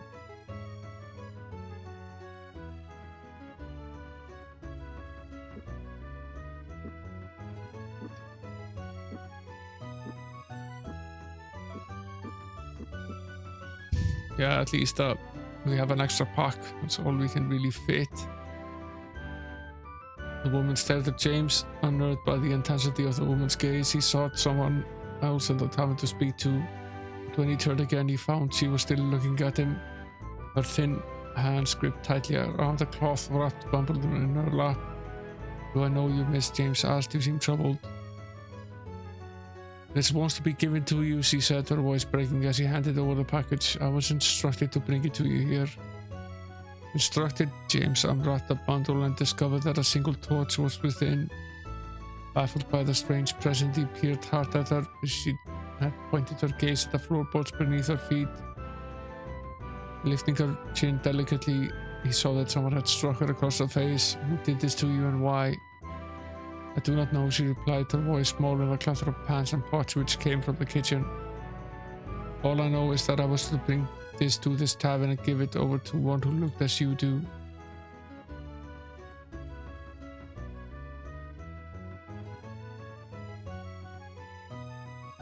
That's probably a cursed torch of some sort.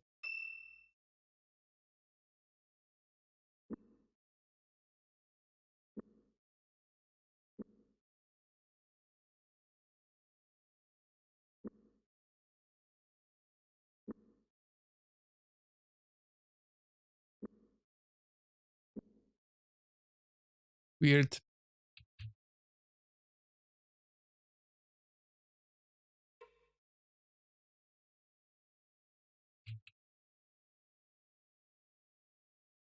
There's a shop here. Roots and herbs. That's actually pretty nice. So we're running out.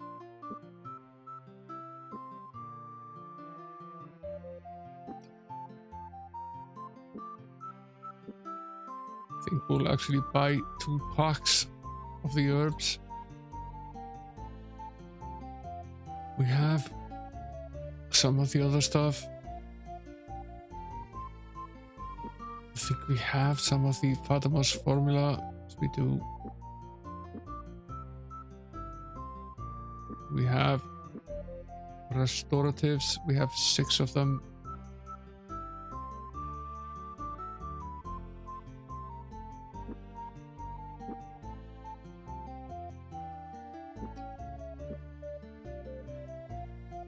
I think we'll add some that are useful.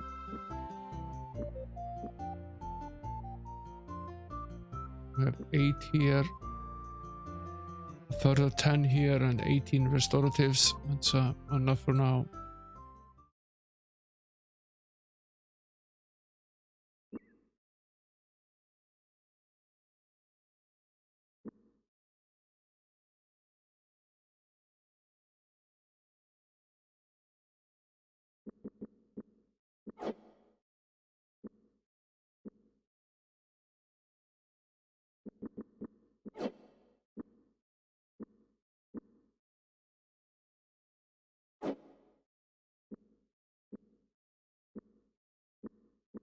It's funny that you can do this, but you couldn't buy it and share it in town.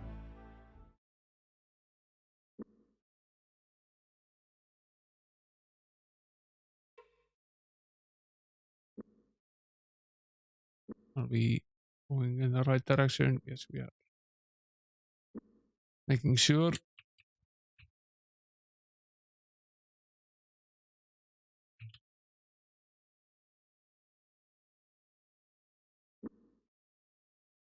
Should we do some grave robbing? We do have a bunch of shovels.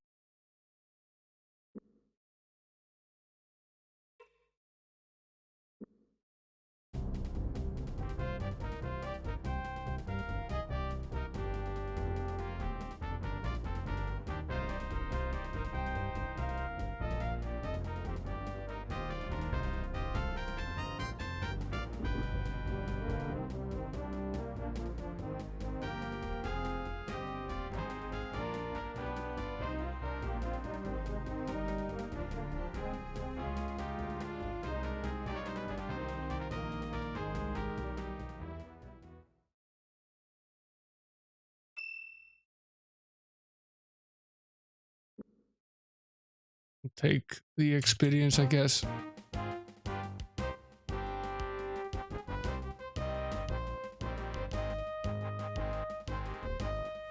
And then straight after this fight, we get into a fresh one with the ninjas.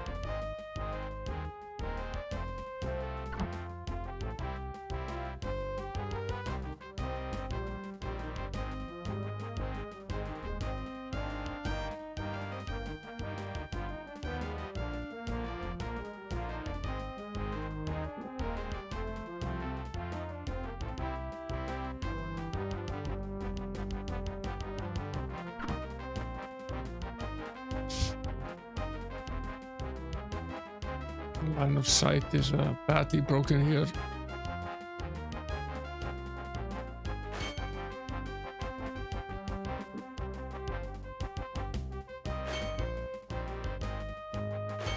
See if we can have just Owen restore a little bit of his health here. Leave Owen alone.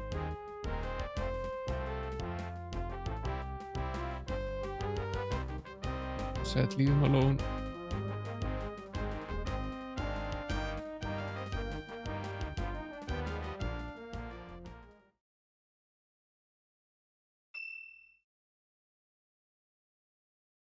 Quite a bit of fighting. Did okay though.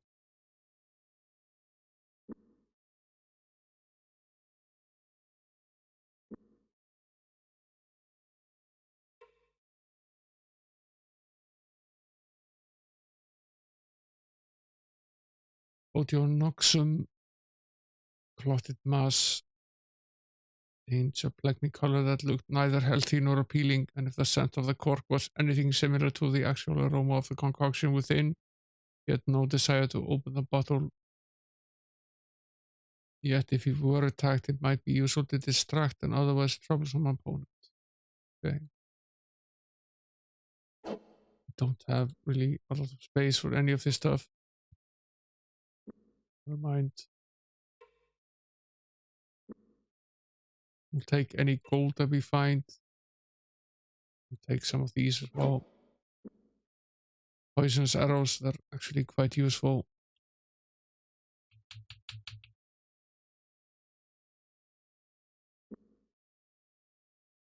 And we were stunting at the cemetery.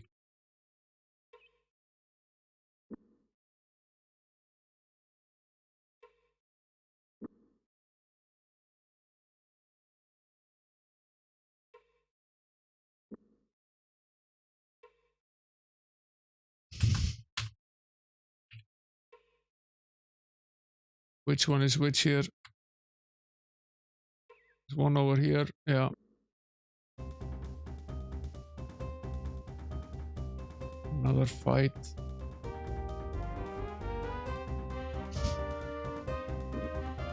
Don't stand directly in the way, you dumbass.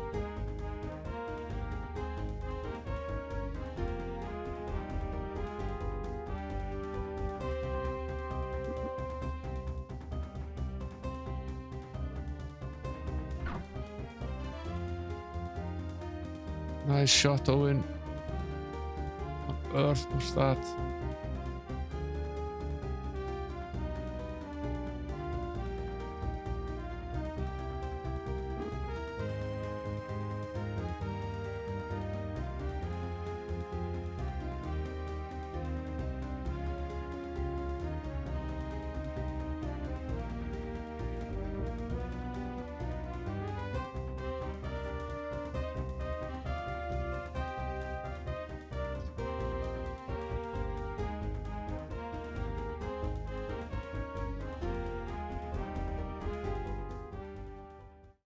Yeah, thanks for coming in, Eva. Thanks for moderating.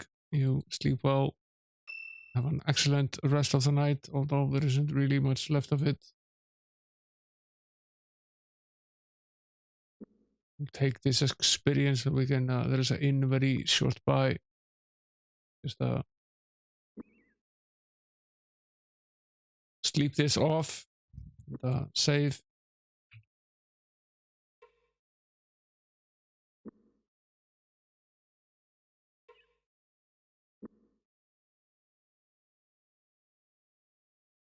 Virtue key.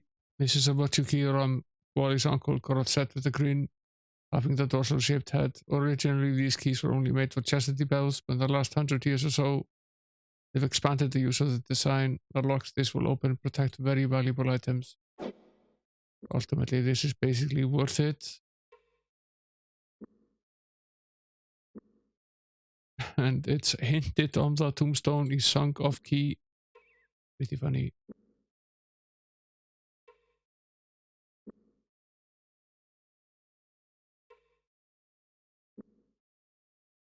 We already completed this one, right? And this one as well. Okay. There are more over here. One over here.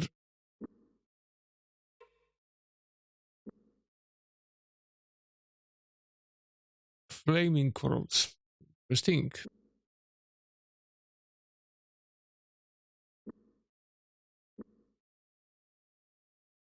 Do we really need these anymore? Basically just to gain access into Romney. Should we leave them in the grave here? Or in a bag somewhere? Should we leave them somewhere in a bag? Taking up a lot of pretty precious inventory space.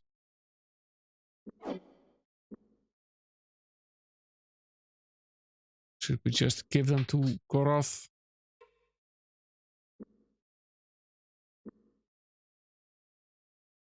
Lost his life in a fire.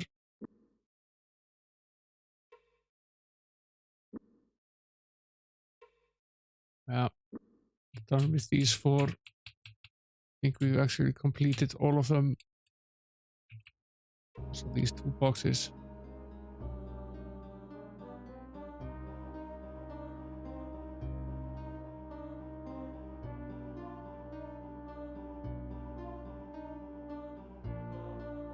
Names give power magic to control, but what is broken by naming it?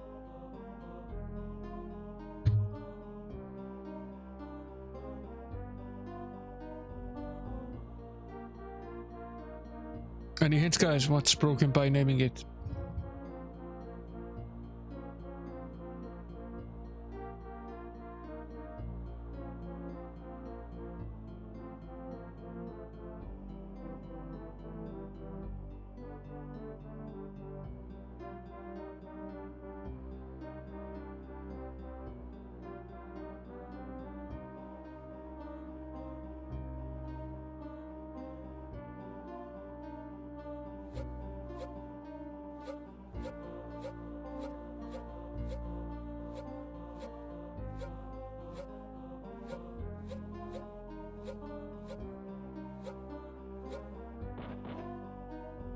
I cheated.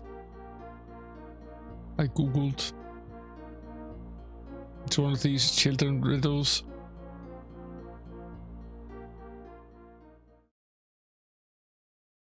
What's this? A dragonstone. I think we already have or had a few of them. We don't anymore. Bit of gold. There's another of these dump boxes.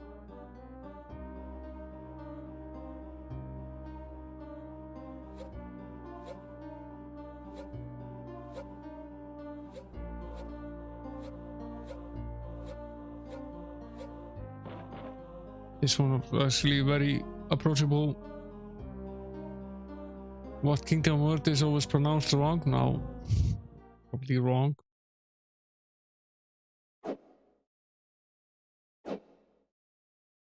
Sort of quarrels are these elven quarrels.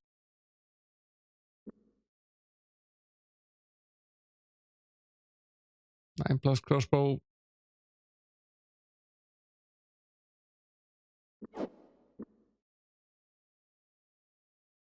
What are these? 25+ crossbow. With poor accuracy. These are 7. These are 3. So these are basically useless. And you have some of these.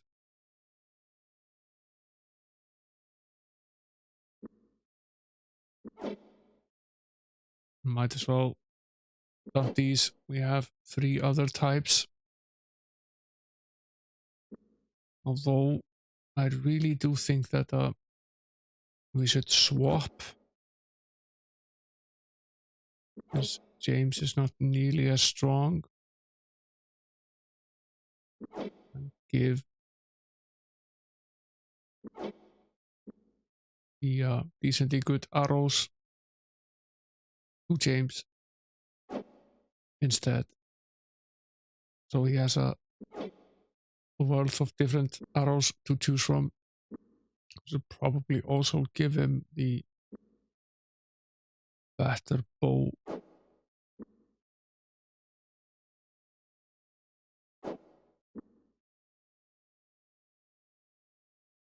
Significantly better bow. Base damage is 20 plus curl.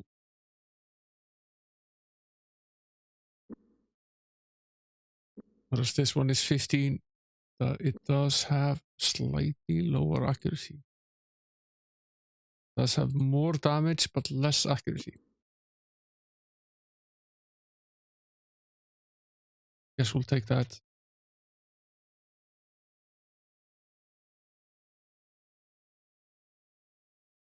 Enough treasure hunting for now. How are we doing on food? Could be better. Might as well just the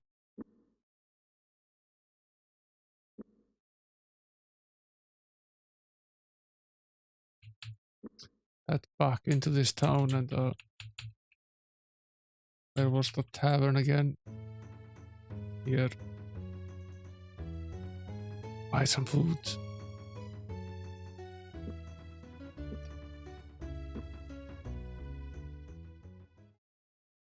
If we don't have extra space, we'll have to use this method.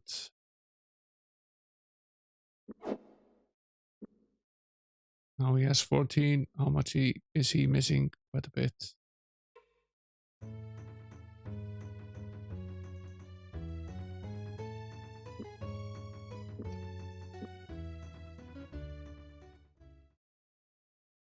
Owen had what, 6? Yeah. Now he needs 8.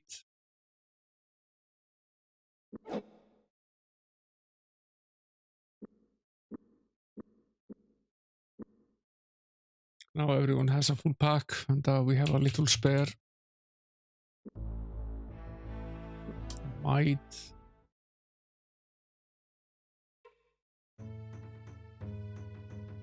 Maybe we can buy 7 more.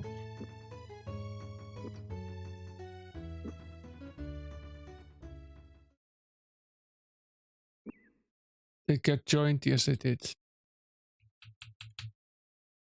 Okay, fine.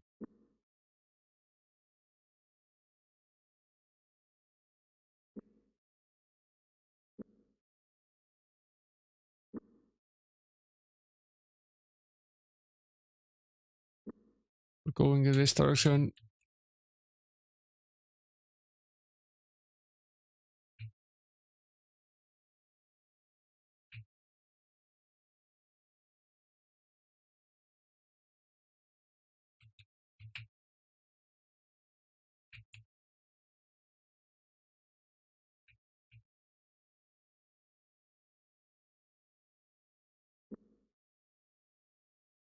Is that a temple I see?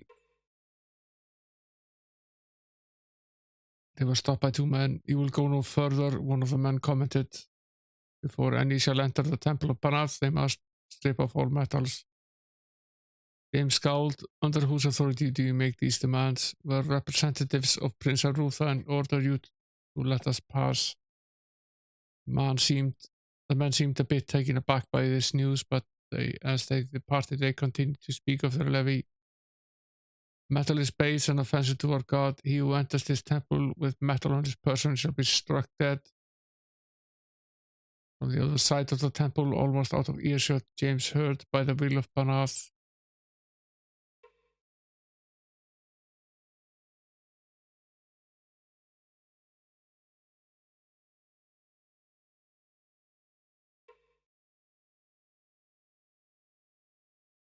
incense rolled, striding between the columns of the temple. James made for the heavy wooden doors, which had been sealed against the daylight and which preserved the privacy of any ceremonies in progress.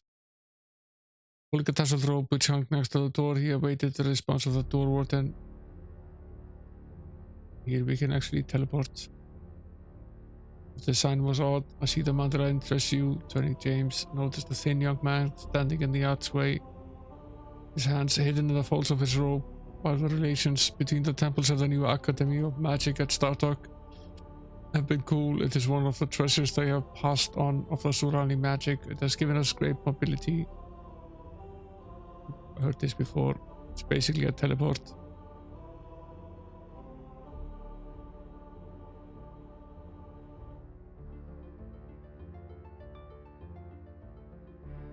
Which we can use to travel between these destinations.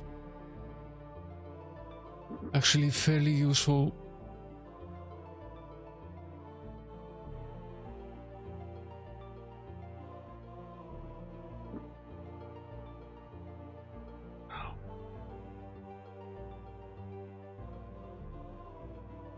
$355.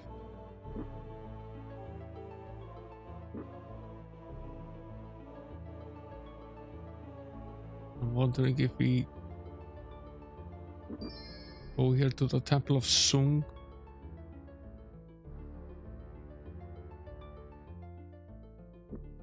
And, it's 287 here.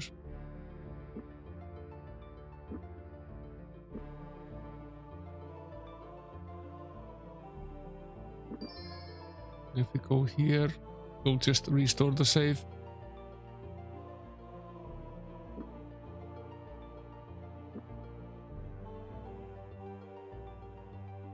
It's 287 here as well.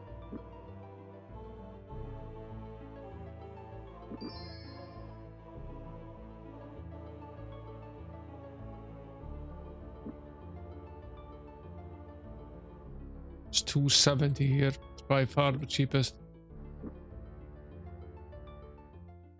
So basically what we'll do is, since we want to get these weapons blessed,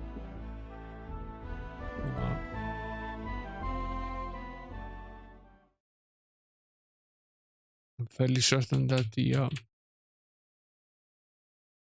this will pay for itself.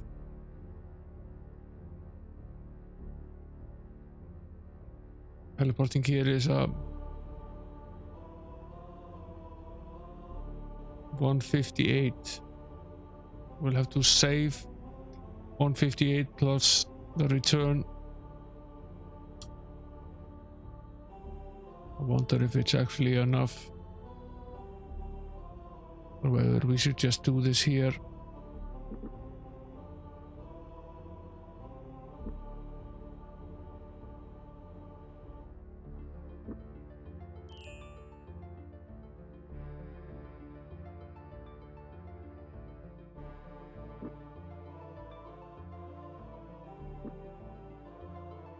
Okay, it's twice blessed. It was blessed twice for 355. That's reasonable. Gives us a 10% boost, which is quite a bit.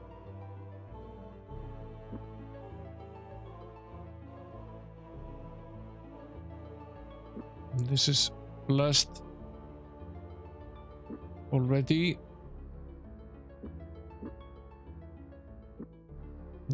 Obviously the crossbow is not. And the crossbow isn't blessable at all.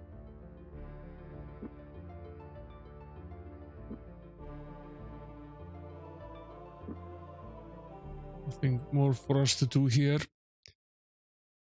We've done what we can, really. We should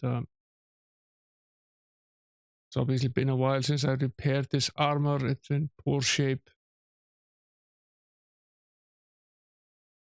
Should fix that. It always was in poor shape, but certainly has not improved.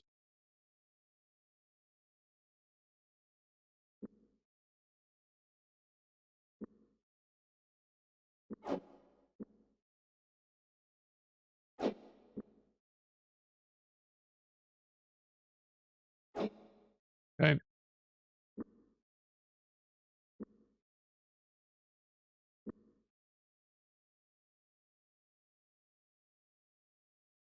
least we found a temple. That's actually most welcome.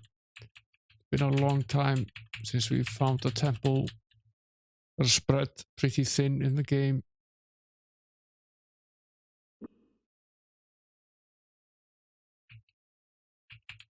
You can use the temples to heal you when you end up in a bad situation, but our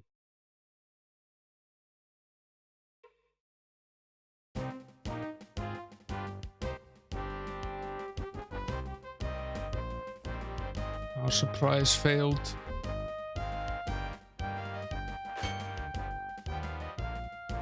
See how our newly minted weapons do in battle here. These guys are strong. Was a full power flame cast cost 90 points of damage.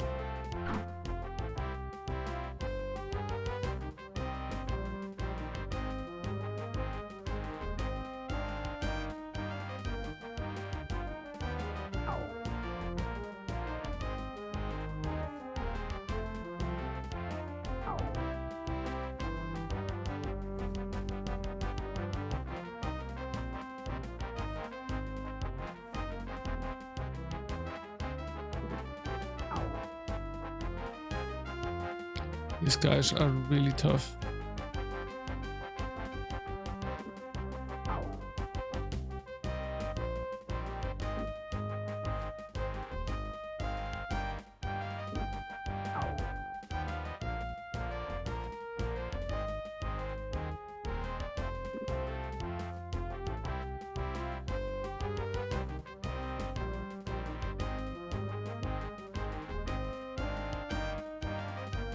I'll be damned if I'm going to let him escape though.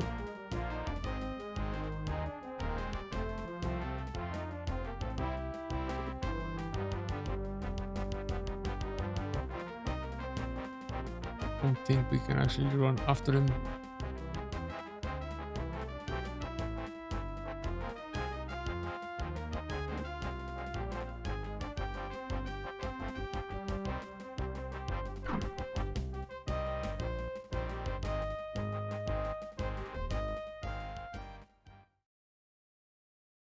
That was bad. The party's defense ability has increased. He has absolutely nothing on him. What on earth is this Silverthorn anti-venom?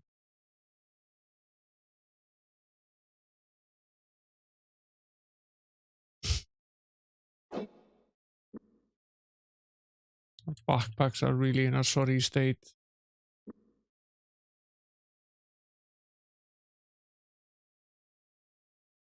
Not gonna be rich from this, that's for sure. Pretty much nothing on these guys. It's just for the thrill of the experience. These guys were tough though. It's just the usual whetstone, of which we have plenty. Should probably use more.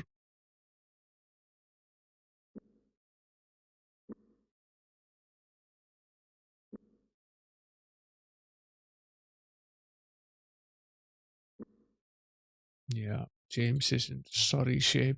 Let's see if we can just right next to the temple, see what it costs to heal him up a little bit.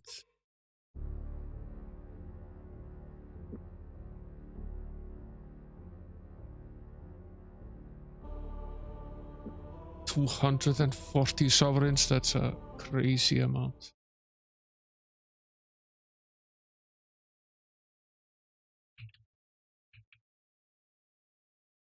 One thing I don't like about the difficulty level of this game is this pretty exuberant mess with the healing.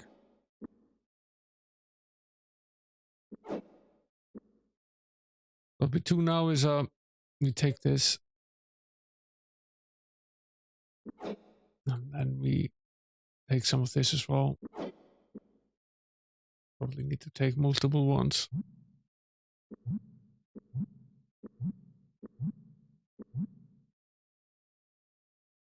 We have 10 points now. How is he doing? 65% near death.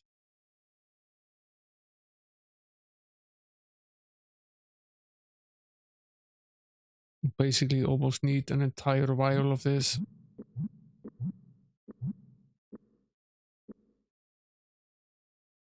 Now he's at 40%. Rest a bit. 26%.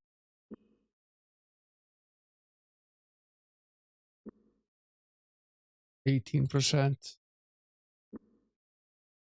Now we give back the vials. Take some more of this. Probably took a little bit too many vials, but not really much of a bother. His healing is back to 100%. Now he's out of the woods.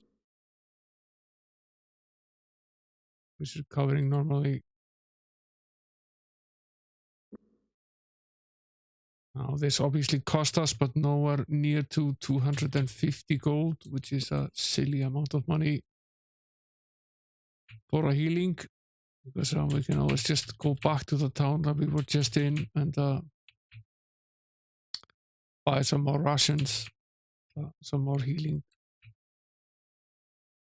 potions. Really not this expensive. Not cheap, but they're not this expensive either.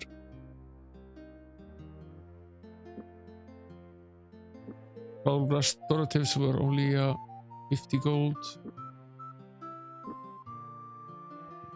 It's 50. That's pretty much what we used. We might have used a little bit less. And, the anti-venom is only 10 gold, and the rations aren't that expensive either. So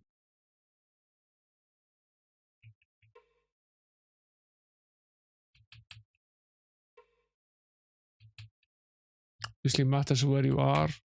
You're very far away from anywhere where you could buy any of this stuff, then for sure you would rather just pay for the healing.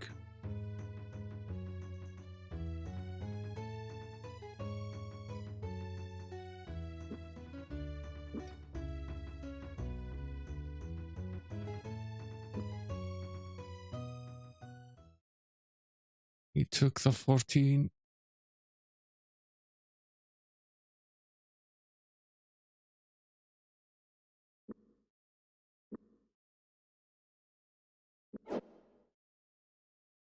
$14, $14, and 6. It's fine.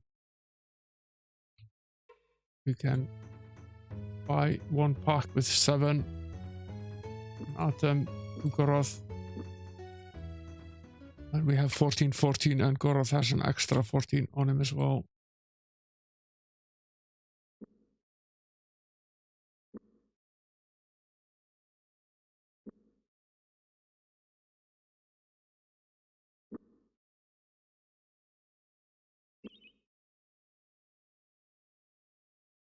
Let's head back.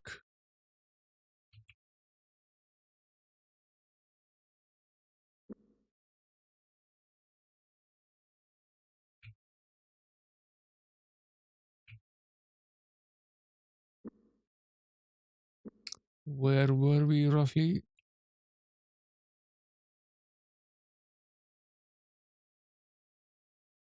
This is the temple, right? We're slightly further than this.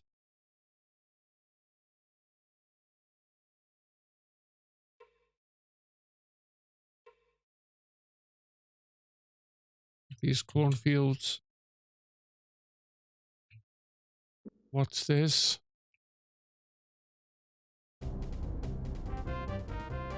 Another one of these weird traps.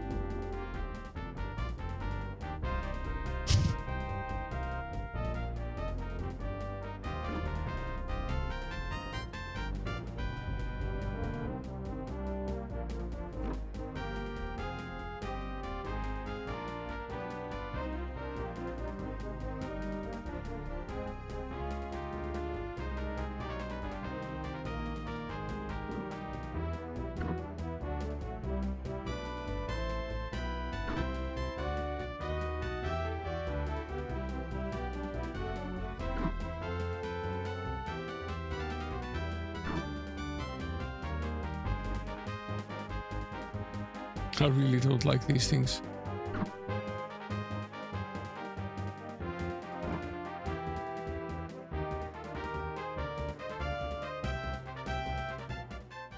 I just say it will restore and do this again.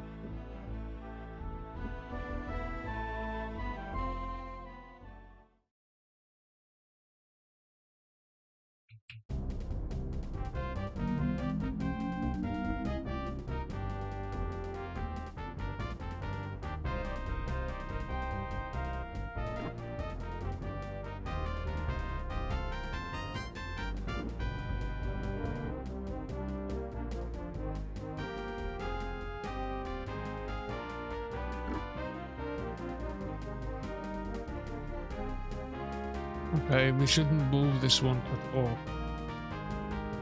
It's in the right place. This one we need to move.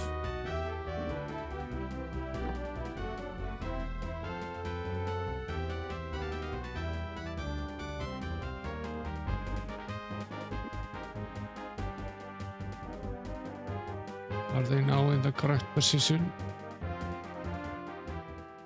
Yeah, we only took 30 damage. I think we'll just take that.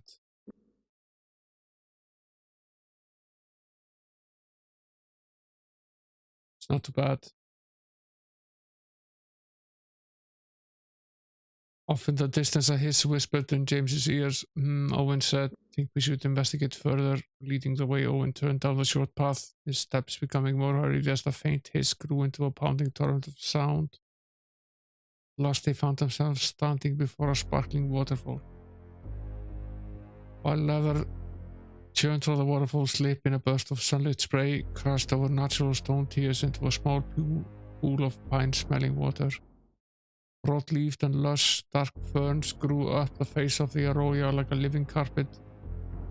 Everywhere there seemed to be life, moving and crawling. James strolled into the trees, noting a suspiciously ordered pile of leaves. He suspected that someone may have hidden something underneath. The ring was a simple, unadorned band of gold, which fit awkwardly on his finger, worth only a small crafter's fee, and the gold used in its forging.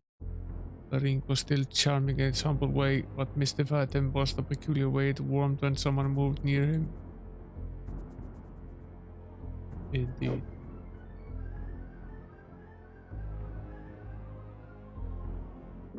Some rope. We already have some, but maybe we can just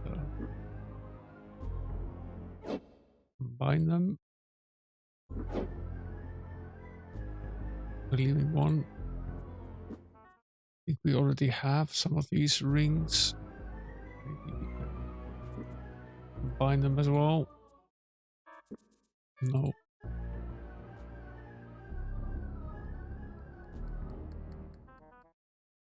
Yeah, this is the light spell ring.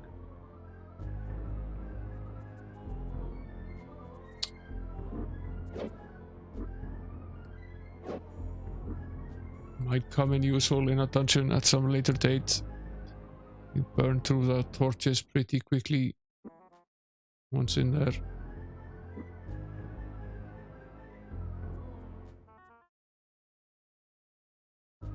James strolled into the trees, noting suspiciously or the pile of leaves. He suspected that something may have been hidden at the same spot.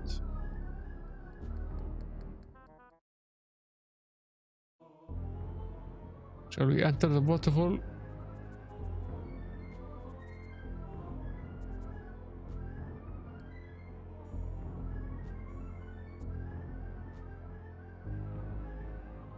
Water cascaded over them, sloshing through the fountain curtain of water. They flung themselves down on a wet stone slab which lay behind the waterfall.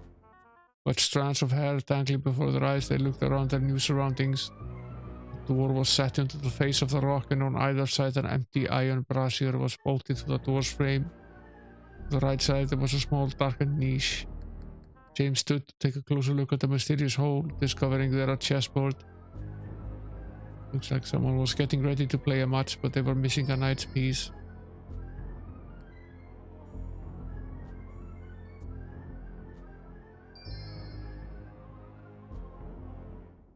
Hey there, Macabre, welcome in. Not sure what this thing is about. I have a feeling that some sort of quest item. Find out later, I suspect. Find some valuable items there. I'll make do with that. Let's check the main map. Almost up to Caval Keep.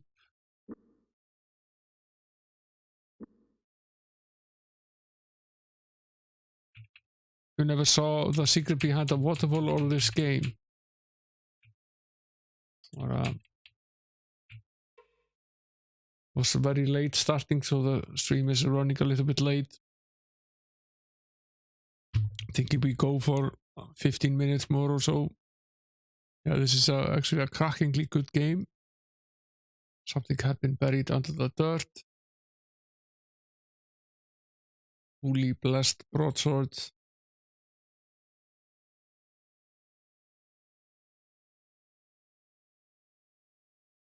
It's probably worth a bit. But we have absolutely no space in our inventory for anything at this point.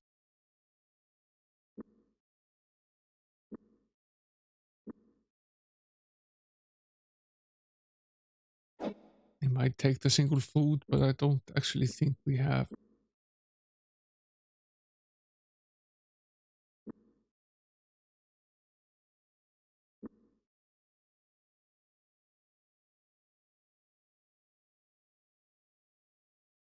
Don't think we have any space at all for any of this.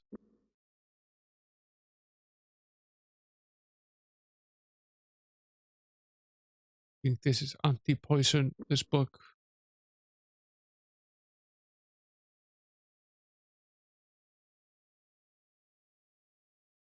I have no idea what this one does.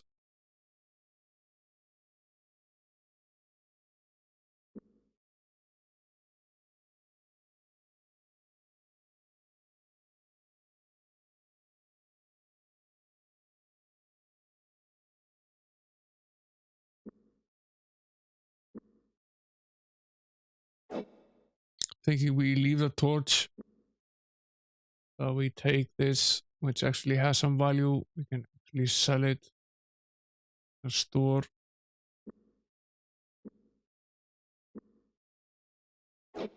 Don't think we have any space to take this sword, although we might sell that as well. A rest for the night here.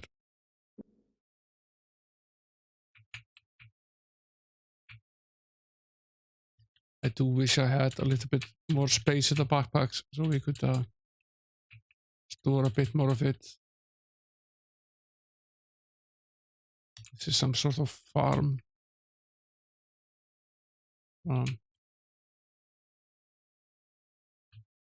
Barn here. James pushed open the door of the wooden barn. Inside, he found stalls containing a standard mixture of animals. The floor of the barn was covered with a pungent mixture of hay, dust, and animal dung that made his eyes water. He was glad when they left a few minutes later. Typical barn there. You know many waterfall secrets? Into the waterfall they sank at the start of gods. A heavy-set man answered James's knock. Greeting them warmly, he invited them into his house. After several minutes of conversation, he offered them some fresh water for their pouches, a kindness that was gladly accepted. They were preparing to leave when the man's tone turned serious. You gents be careful out there. I've been hearing some strange noises. Wouldn't be surprised if it was the spinners coming out of hibernation. James looked a little puzzled. Spinners, overgrown spiders. Count Corvallis has sent some mental patrol the 4 brigades to the west, hoping to get to the spiders before they have a chance to get entrenched in the area. But it would be best to keep on the lookout. Great. Giant spiders, just what we need. Who doesn't love a giant spider?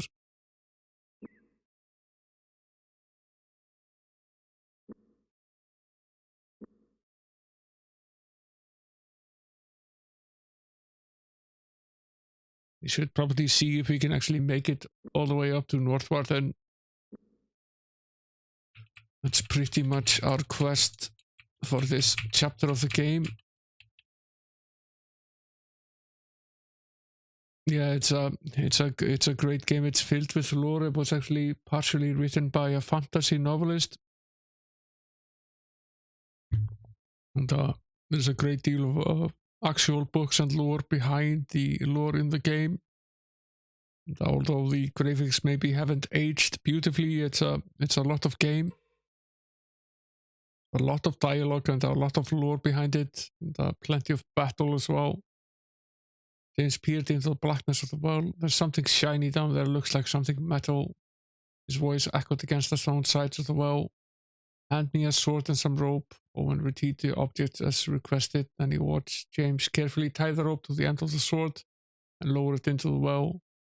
There were several metallic clanks and a few muttered curses. Then James pulled the sword back out. There, dangling from the handle, was a Morithro lamprey. James scowled. As much as I would like to keep what we found, we can barely manage with what we already had. He said, check your rucksacks. See if you can't make enough room so we can keep our new acquisition with us.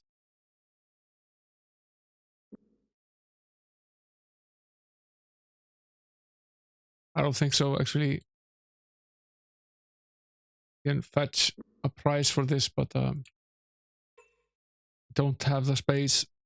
James pushed the door open. As he passed through, he noticed the lack of a door latch, a sign the inn was likely chartered by the local lord to ensure the safety of travelers.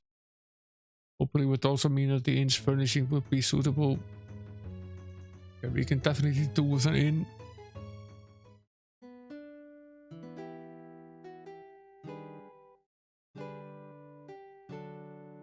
Let's bard badly and get 36 sovereigns as a reward.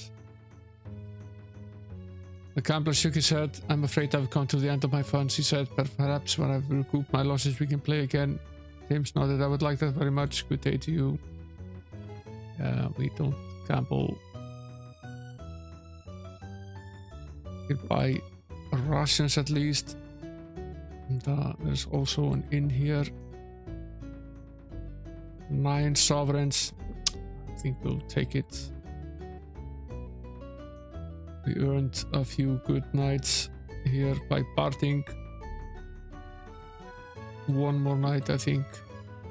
Fully recover. Now you can recover about 80% of your health just by resting, and assuming you don't go too low. There's a heavy price to pay if you end up with 0 hit points or get into a near-death situation, and you have to spend a lot of time healing. But you can recover up to 80% just by resting. Might need to rest a few days, but you can still recover. You can only make it up to 100% by staying at one of the inns.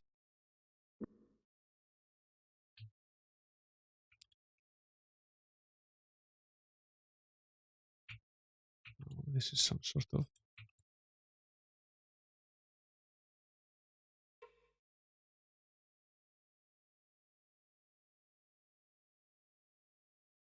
fork in the road. It's not easy to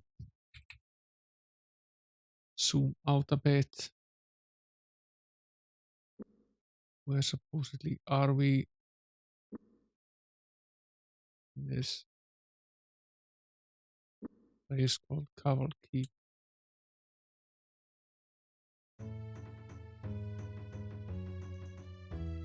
The girl crossed the fields, lacking the arrogant bearing of her father. She moved like a wisp of smoke, her thread so light it seemed to she float rather than walk through the rustling weeds. Flitting to Owen's side, she kissed him lightly on the cheek.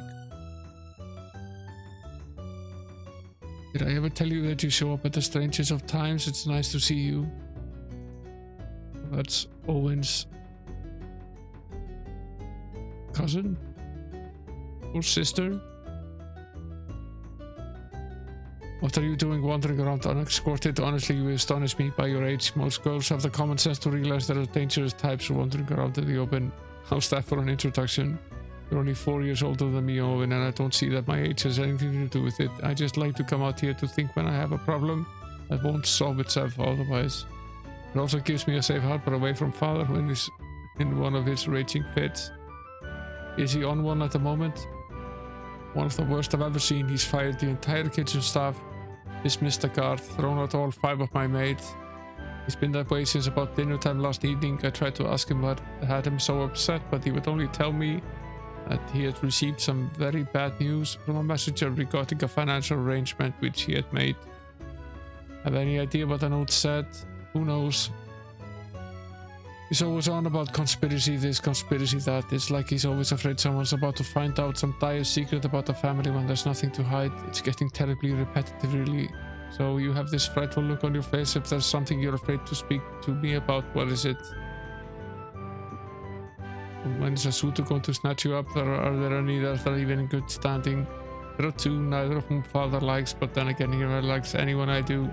One is Myron, my father's solicitor, who lives just south of Cavalcade with his daughter, Ami. He does have a minor claim to nobility because his brother is an earl someplace, but father thinks his connections are too tenuous for us to consider. And what about the second suitor?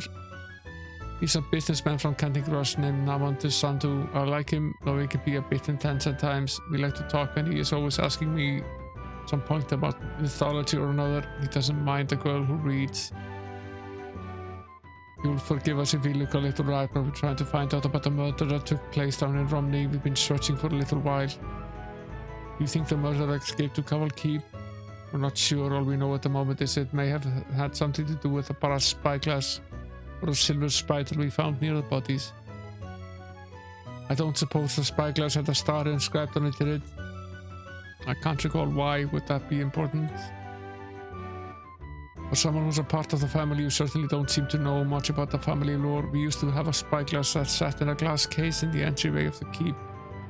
There was a legend that if a person knew the right things to think, then they could use the spyglass to spy on the mind of others. It was in the family for generations, but it disappeared about the time that Neville was killed at the wine cellar all those years ago. Father accused the workman of having stolen it. What things was the person to think to make the spyglass work? I don't know. Neville used to tease me and told me he knew what to think and that he could use it, but he never did. It was only a legend after all. Guess it isn't. As nice as it's been talking to you again, we have to be on our way. Promise me you'll find someone to look after you soon. I would appreciate it if you stopped fretting about me as if I were a child, but I'll take the promise only so long as you make the same promise. Very well, you have my word as a son of the Count of Tyburn. Goodbye, Eugene. Fine.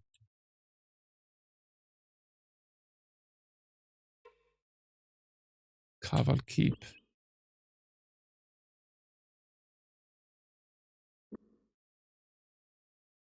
So venture into town. This is a decently sized town. James leaned over the well. Below it, he couldn't see anything but heard a gentle bumping below as the bucket rode on the crest of the deep water.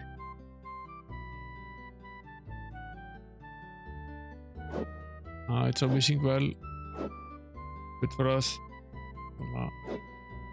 take these visits and convert them into our funds.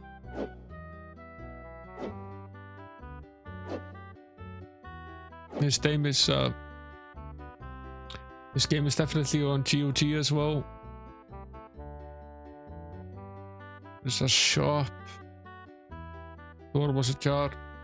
I entered the building and were greeted by a man behind a small counter. Can I help you? He inquired. Perhaps you would like to open an account with us. I suppose that would depend on what you could do for us, James said with a smile. He spoke to the man about his money lending business and the services that he could provide. Thanking him for the information and promising to return, I left. James roused the occupants. The door cracked open with a small squeak, just enough space to allow a pale-eyed girl in a dust-caked skirt to peek out at them. She stared at them with a doubtful look, hesitant to let the strangers in. Yes, what is it? Stepping around the senior, Owen peered at the girl with a puzzled expression, then brightened. Miri, it's okay. They may look a little rough, but they're with me. Without a word, the servant girl stepped out of the way, allowing three of them to follow her into the foyer of the manor. Excusing herself, she scurried off to fetch her master, who was located in the rear apartments. Following what sounded like a distant argument, a dark-haired man swept into the room, a look of annoyance set in his features. Shooting a glance of mild hostility, first at Owen and then the Morito, he turned on the senior. Count Corvallis, kindly tell me, sir, what is it I have done to make myself so attracted to the minuscule of the world? From the moment I first stepped from my bedchamber this morning, I've had servants swarming about me like nits and bothersome relations at my ankles. Will you kindly leave me in peace? We have very grave business to attend to and I must speak to you. Whatever you must do, I'm quite certain does not involve me. I don't care what the nature of the business is about, senior. I have other concerns. Is that so? Have you concerns above and beyond the Prince of Krondor? If so, I shall make most eager account of them before him when I return. Go on and spell them out so I may take them down. I'm sure Arutha will be fascinated. Prince, you say, please understand that there are things going on that I'm not entirely at liberty to discuss. Suffice to say that I have had something of a disagreement with the priest of the Temple of Kahuli in Canting Cross over a private matter.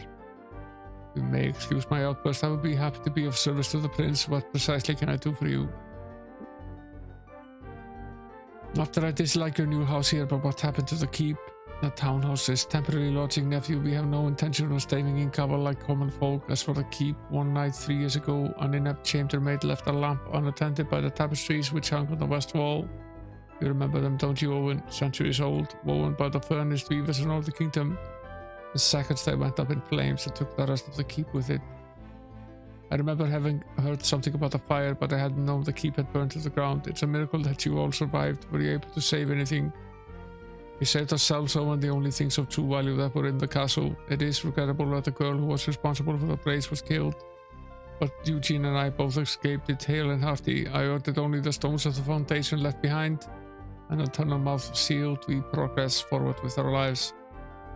If I go to all our trouble, I really would prefer not to speak of this anymore. It brings me great grief, and I would prefer to discuss other matters. Weren't you a spotter for the Natalie's Rangers when you were younger? I seem to recall you telling stories when I used to visit at the keep. It was quite a long time ago indeed, before you or Eugene or even Neville had been born. I still have the eye too. I can tell you precisely how much a man is carrying by the way he walks, or how good a swordsman he is by the way he pulls it free of the scabbard. Sounds like a useful skill. Any chance you could teach us something about it? Don't be absurd. I spent 5 years trained to be a spotter. You expect for me to teach it all to you in one afternoon? I suppose you're right. I'm already a decent spotter myself. I'll make you a wager though. You teach us anything I don't already know, and I'll pay you in gold sovereigns. I'll take your wager, but I'm not one to waste my time. 200 sovereigns, or it's no deal. Yeah. And let us go outside where we have more room. We're paying him to learn skills, which is always a good thing in this game. The Count extended his arms. Which hand do I fight with? The Count asked. Owen squinted, the distance making an accurate evaluation difficult. Several hours the Count had unabashedly chastised him for his lack of ability at assessing the strength of his enemies. My guess is your right hand. Good, the Count said. Why? Your sword is slung on your left hip, Owen replied. while it was an obvious answer, the Count was unimpressed with his practicality, noting he was about to be regaled about ignoring subtle clues. He quickly added, and the colors on the parts of your right thumb and the base of your fingers. The Count nodded and dropped his hand to his side. I wasted enough time, you've lost a bad boy, let's get back inside. You've been most helpful, Count Corvallis. By the time we return to our business, please give my regards to your daughter Eugene. I shall, Signor. Good traveling. Keep an eye on my nephew. Oh, I shall, believe me. Goodbye.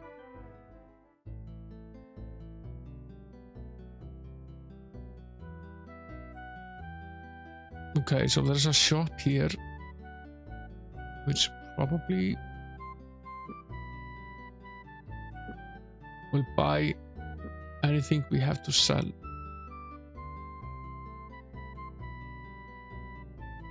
We could technically go back and although I really don't want to do that, we could go back and fetch all of the weapons that we left behind, and that's a ridiculously low price for this.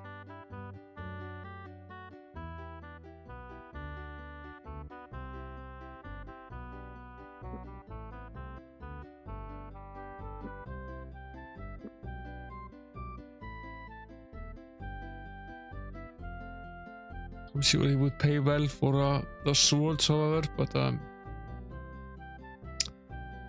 we really don't have the time to go back and forth. We've had a decent increase in assessment, which is always welcome.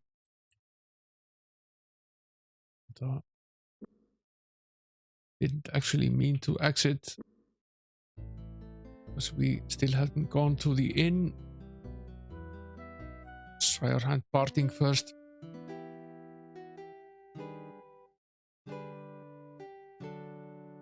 You're lucky the patrons are drunk tonight. Against my better judgment, they're demanding I pay you 39 sovereigns is great. No gambling. I'm not interested in it anyway.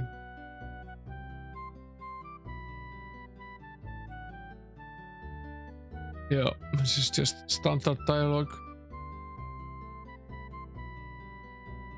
So what's this?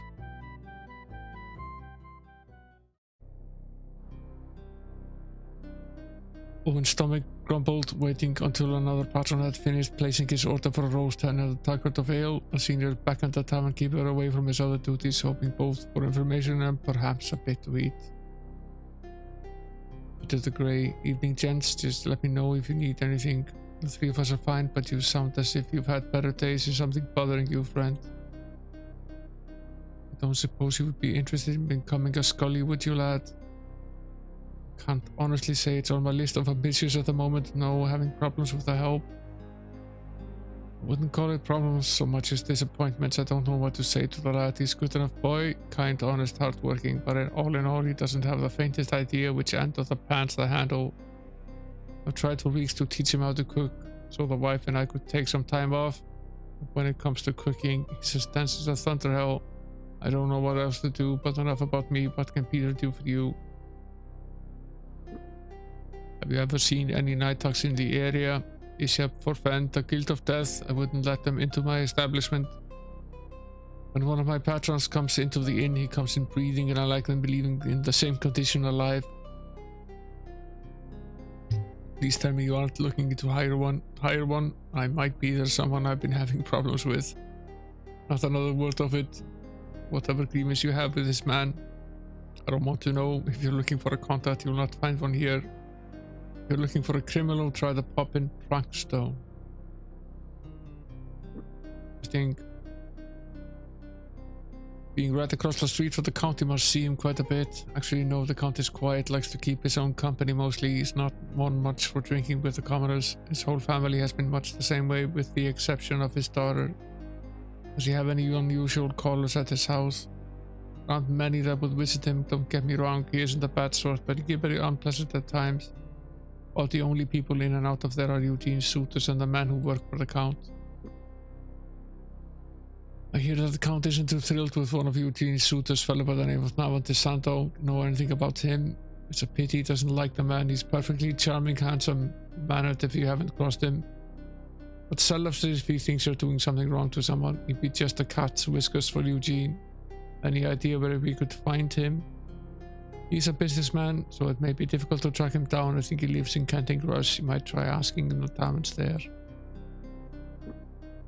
So barkeep, what sort of fare do you offer? The dog said. Only the best in all the kingdom. What can Peter interest you in today? A bit of roast chicken with a hunk of cheese, spitted roast with steamed potato eyes. Or what of the house special of duck baked in lemons and stuffed with the roast peel crumbs? How does that strike you? I don't suppose any of these come in servings for the road. Oh my goodness, yes. Oh my goodness, no. We can prepare rashes for you at a very reasonable cost of 14 gold per pack. Shall I have them made? Not quite now. As good as that sounds, I think I'm going to have to pass. Lodging. Do you have a spare room where we could lay down? I could use a nap. Need a bit of rest. I wish there was something to do with you, but the only room open, the dog said, is the scullery. You wouldn't mind sharing. Truly, I would like to help you, but the rooms I do have. We have to let her full up, and I don't think my scully would want to share. The room is only just large enough for him to squeeze into. It's a tight fit as it is. With the three of you in there, we'd have to stack you like rigs of wood. I'm sorry. Okay, so no inn. If you'll excuse us, we have a few other things we need to be about and not much time to do them in. Oh, well, I suppose I'll live without the company. Good day to you, and to you as well. Okay, so no inn. It's a bit of a minus, but we'll live.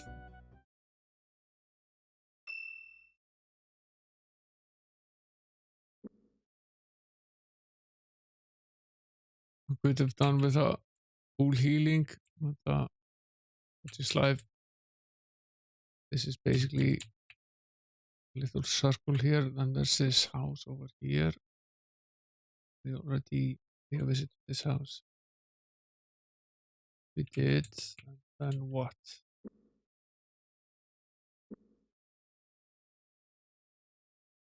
The road continues over here.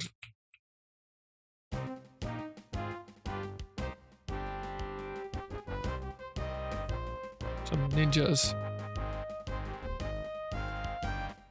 No turtles though, just the ninjas.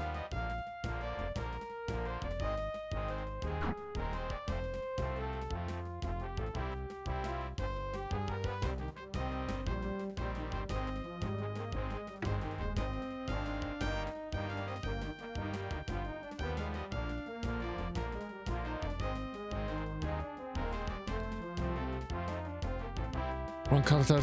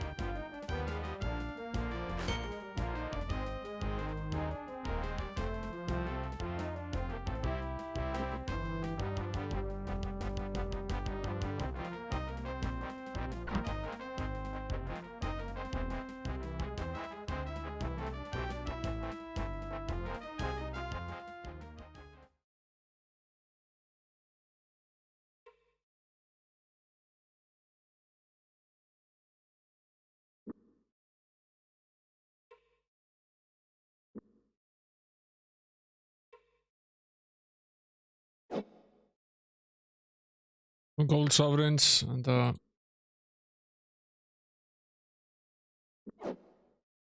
little bit of Russians. We have a pack like this already, as we do. Add to what we have. We'll leave these weapons behind here, I think.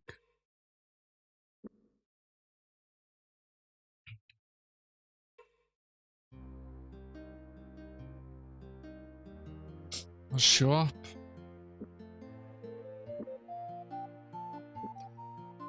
Just get rid of this.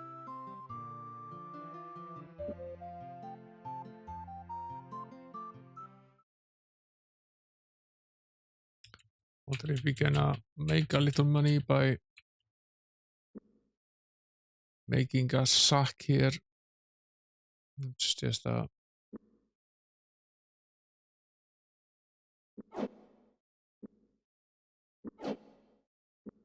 drag what we have into the sack.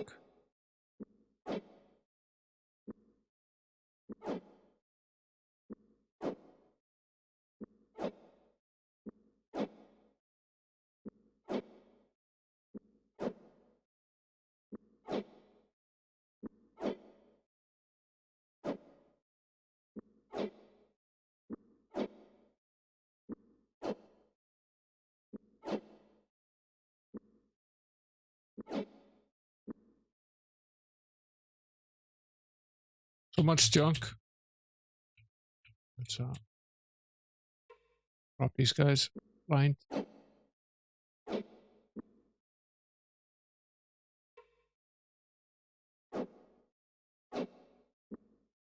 See if the shopkeeper wants to buy this stuff.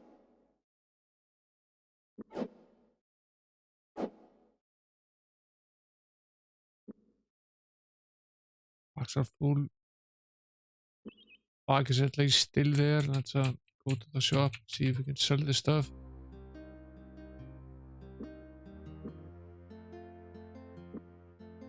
Great.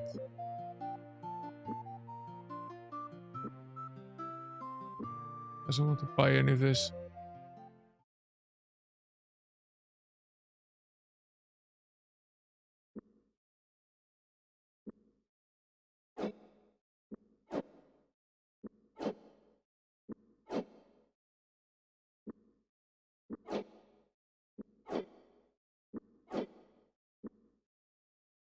You could head back to the other town and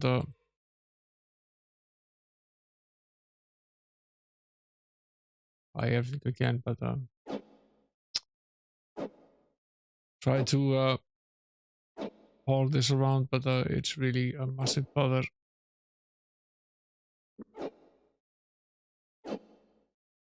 Already been delayed quite a bit by doing so.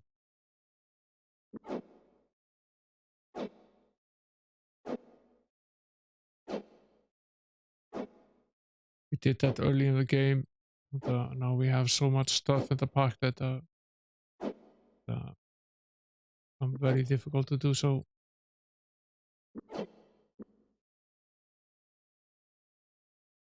This seemed like an obvious opportunity to try to get rid of some of this stuff, but that doesn't make sense. Oh, where is it that we're heading here?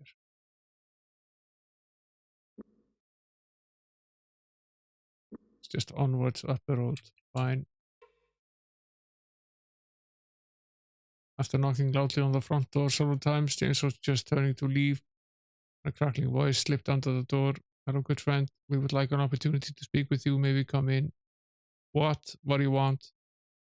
I said we would like to talk to you with you for a moment and perhaps get some fresh water for our pouches. You want fish water for your cows? No, we'd like some fresh water for our pouches and we'd like to talk to you. What? Could we come in and speak to you? What do you want? What do they want here? They say they want to come in and sleep with us. They want to see our ducks. We don't have any ducks. Why would... Oh, never mind. Never mind. Sorry to have bothered you folks. I'm going to assume you are slightly hard of hearing. Just slightly.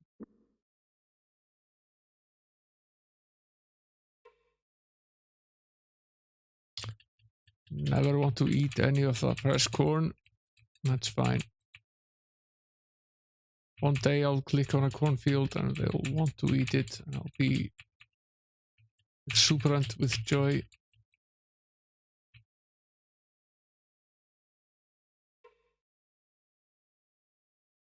Someone was here.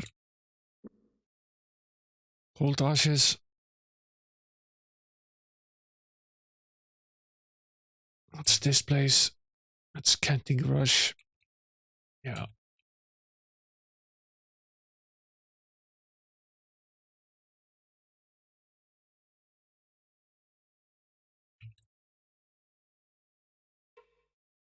James hesitated, noticing the finely engraved sign above the door. He read it out loud. David Tatum, scribe. Among other things, replied a strong voice. Historian, philosopher, mathematician. I have my nose in everything. Emerging from the building's cover, the scribe cast a knowing look at Gorot as he continued. Right now I'm investigating combat tactics. Perhaps you would be interested in helping. And what would be profit of it? Owen asked quietly. Information, the scribe replied. You talk for an hour, then I talk for an hour. You pick the subject. Intrigued? Yes. Scribe listened. When at last Gorot had exhausted himself, he asked the man what he might know about assassins operating in the kingdom. And he disclosed all he knew on the subject. That's about it, the scribe said at the last and folded his hands in his lap. Helpful. More than you know, James said. I think we'll now have a better chance of spotting ambushes, but it's time we left. The scribe nodded. I have things to do as well. I have to find out what's happened with one of my assistants. I may be gone for a while. Good traveling.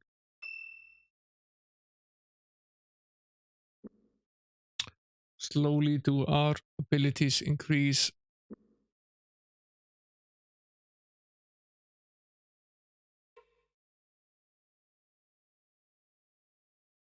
I believe I am familiar with this kind of lock. Days past, some men required their ladies to wear locked undergarments as an assurance of chastity while they were away. As the stories go, a man gave keys to these undergarments to none but their closest and most trusted friends. Naturally, the ladies did everything in their power to convince the friends to use the key to remove the uncomfortable things, and many illicit romances were said to have developed. The lock was always replaced before the husband returned home, but after unlocking the device, the key was often left with the friend for the next time the husband went away. In the meantime, the secret lovers would sometimes find an abandoned well, put on one of those locks, and use the key to hide love notes. They would try to open it. Yes. We found one of these keys earlier.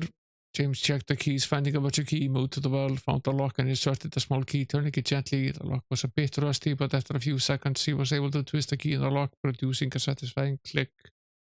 The handle now unlocked. He cranked it in a clockwise motion, and after about a dozen turns, the dry bucket emerged from the well. Searching inside, they found something small and covered with dirt and leaves. It was a knight's piece.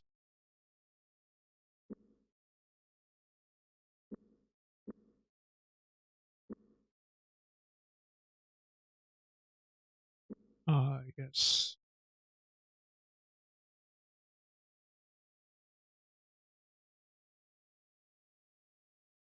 Do you remember where this was to be used? I do. By the fountain where we found the key. Some two-part solution here. Let's check out this hole here. Just a bunch of arrows or quivers. We don't really need them. So, head back. Quite a bit of backpedaling, but within reason.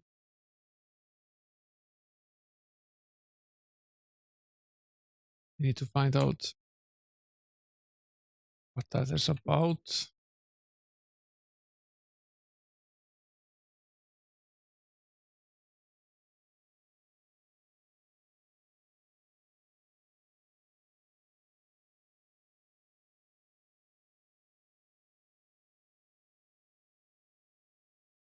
Where was the road to the waterfall?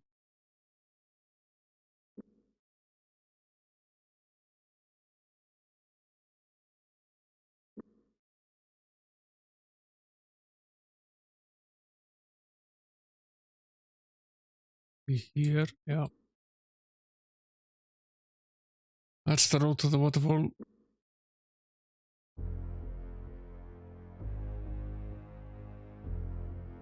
They were missing a piece. Kara smiled. If it doesn't occur to you, you're thick as a stump. James nodded, collecting the knight's piece they had acquired for the well in Canting Rush, setting it in its missing place. He grinned with satisfaction as a door swung open. If that isn't an invitation, I've never seen one, James said. Shall we? James led the way, soon they were deep into the cavern. Okay. Well, we have one of the second dungeon really that we've had all game. There is a time to save and a time to end the stream. It's 2:20 AM here. There are precious few of you left here. It's the middle of the morning. Just wanted to progress with this game.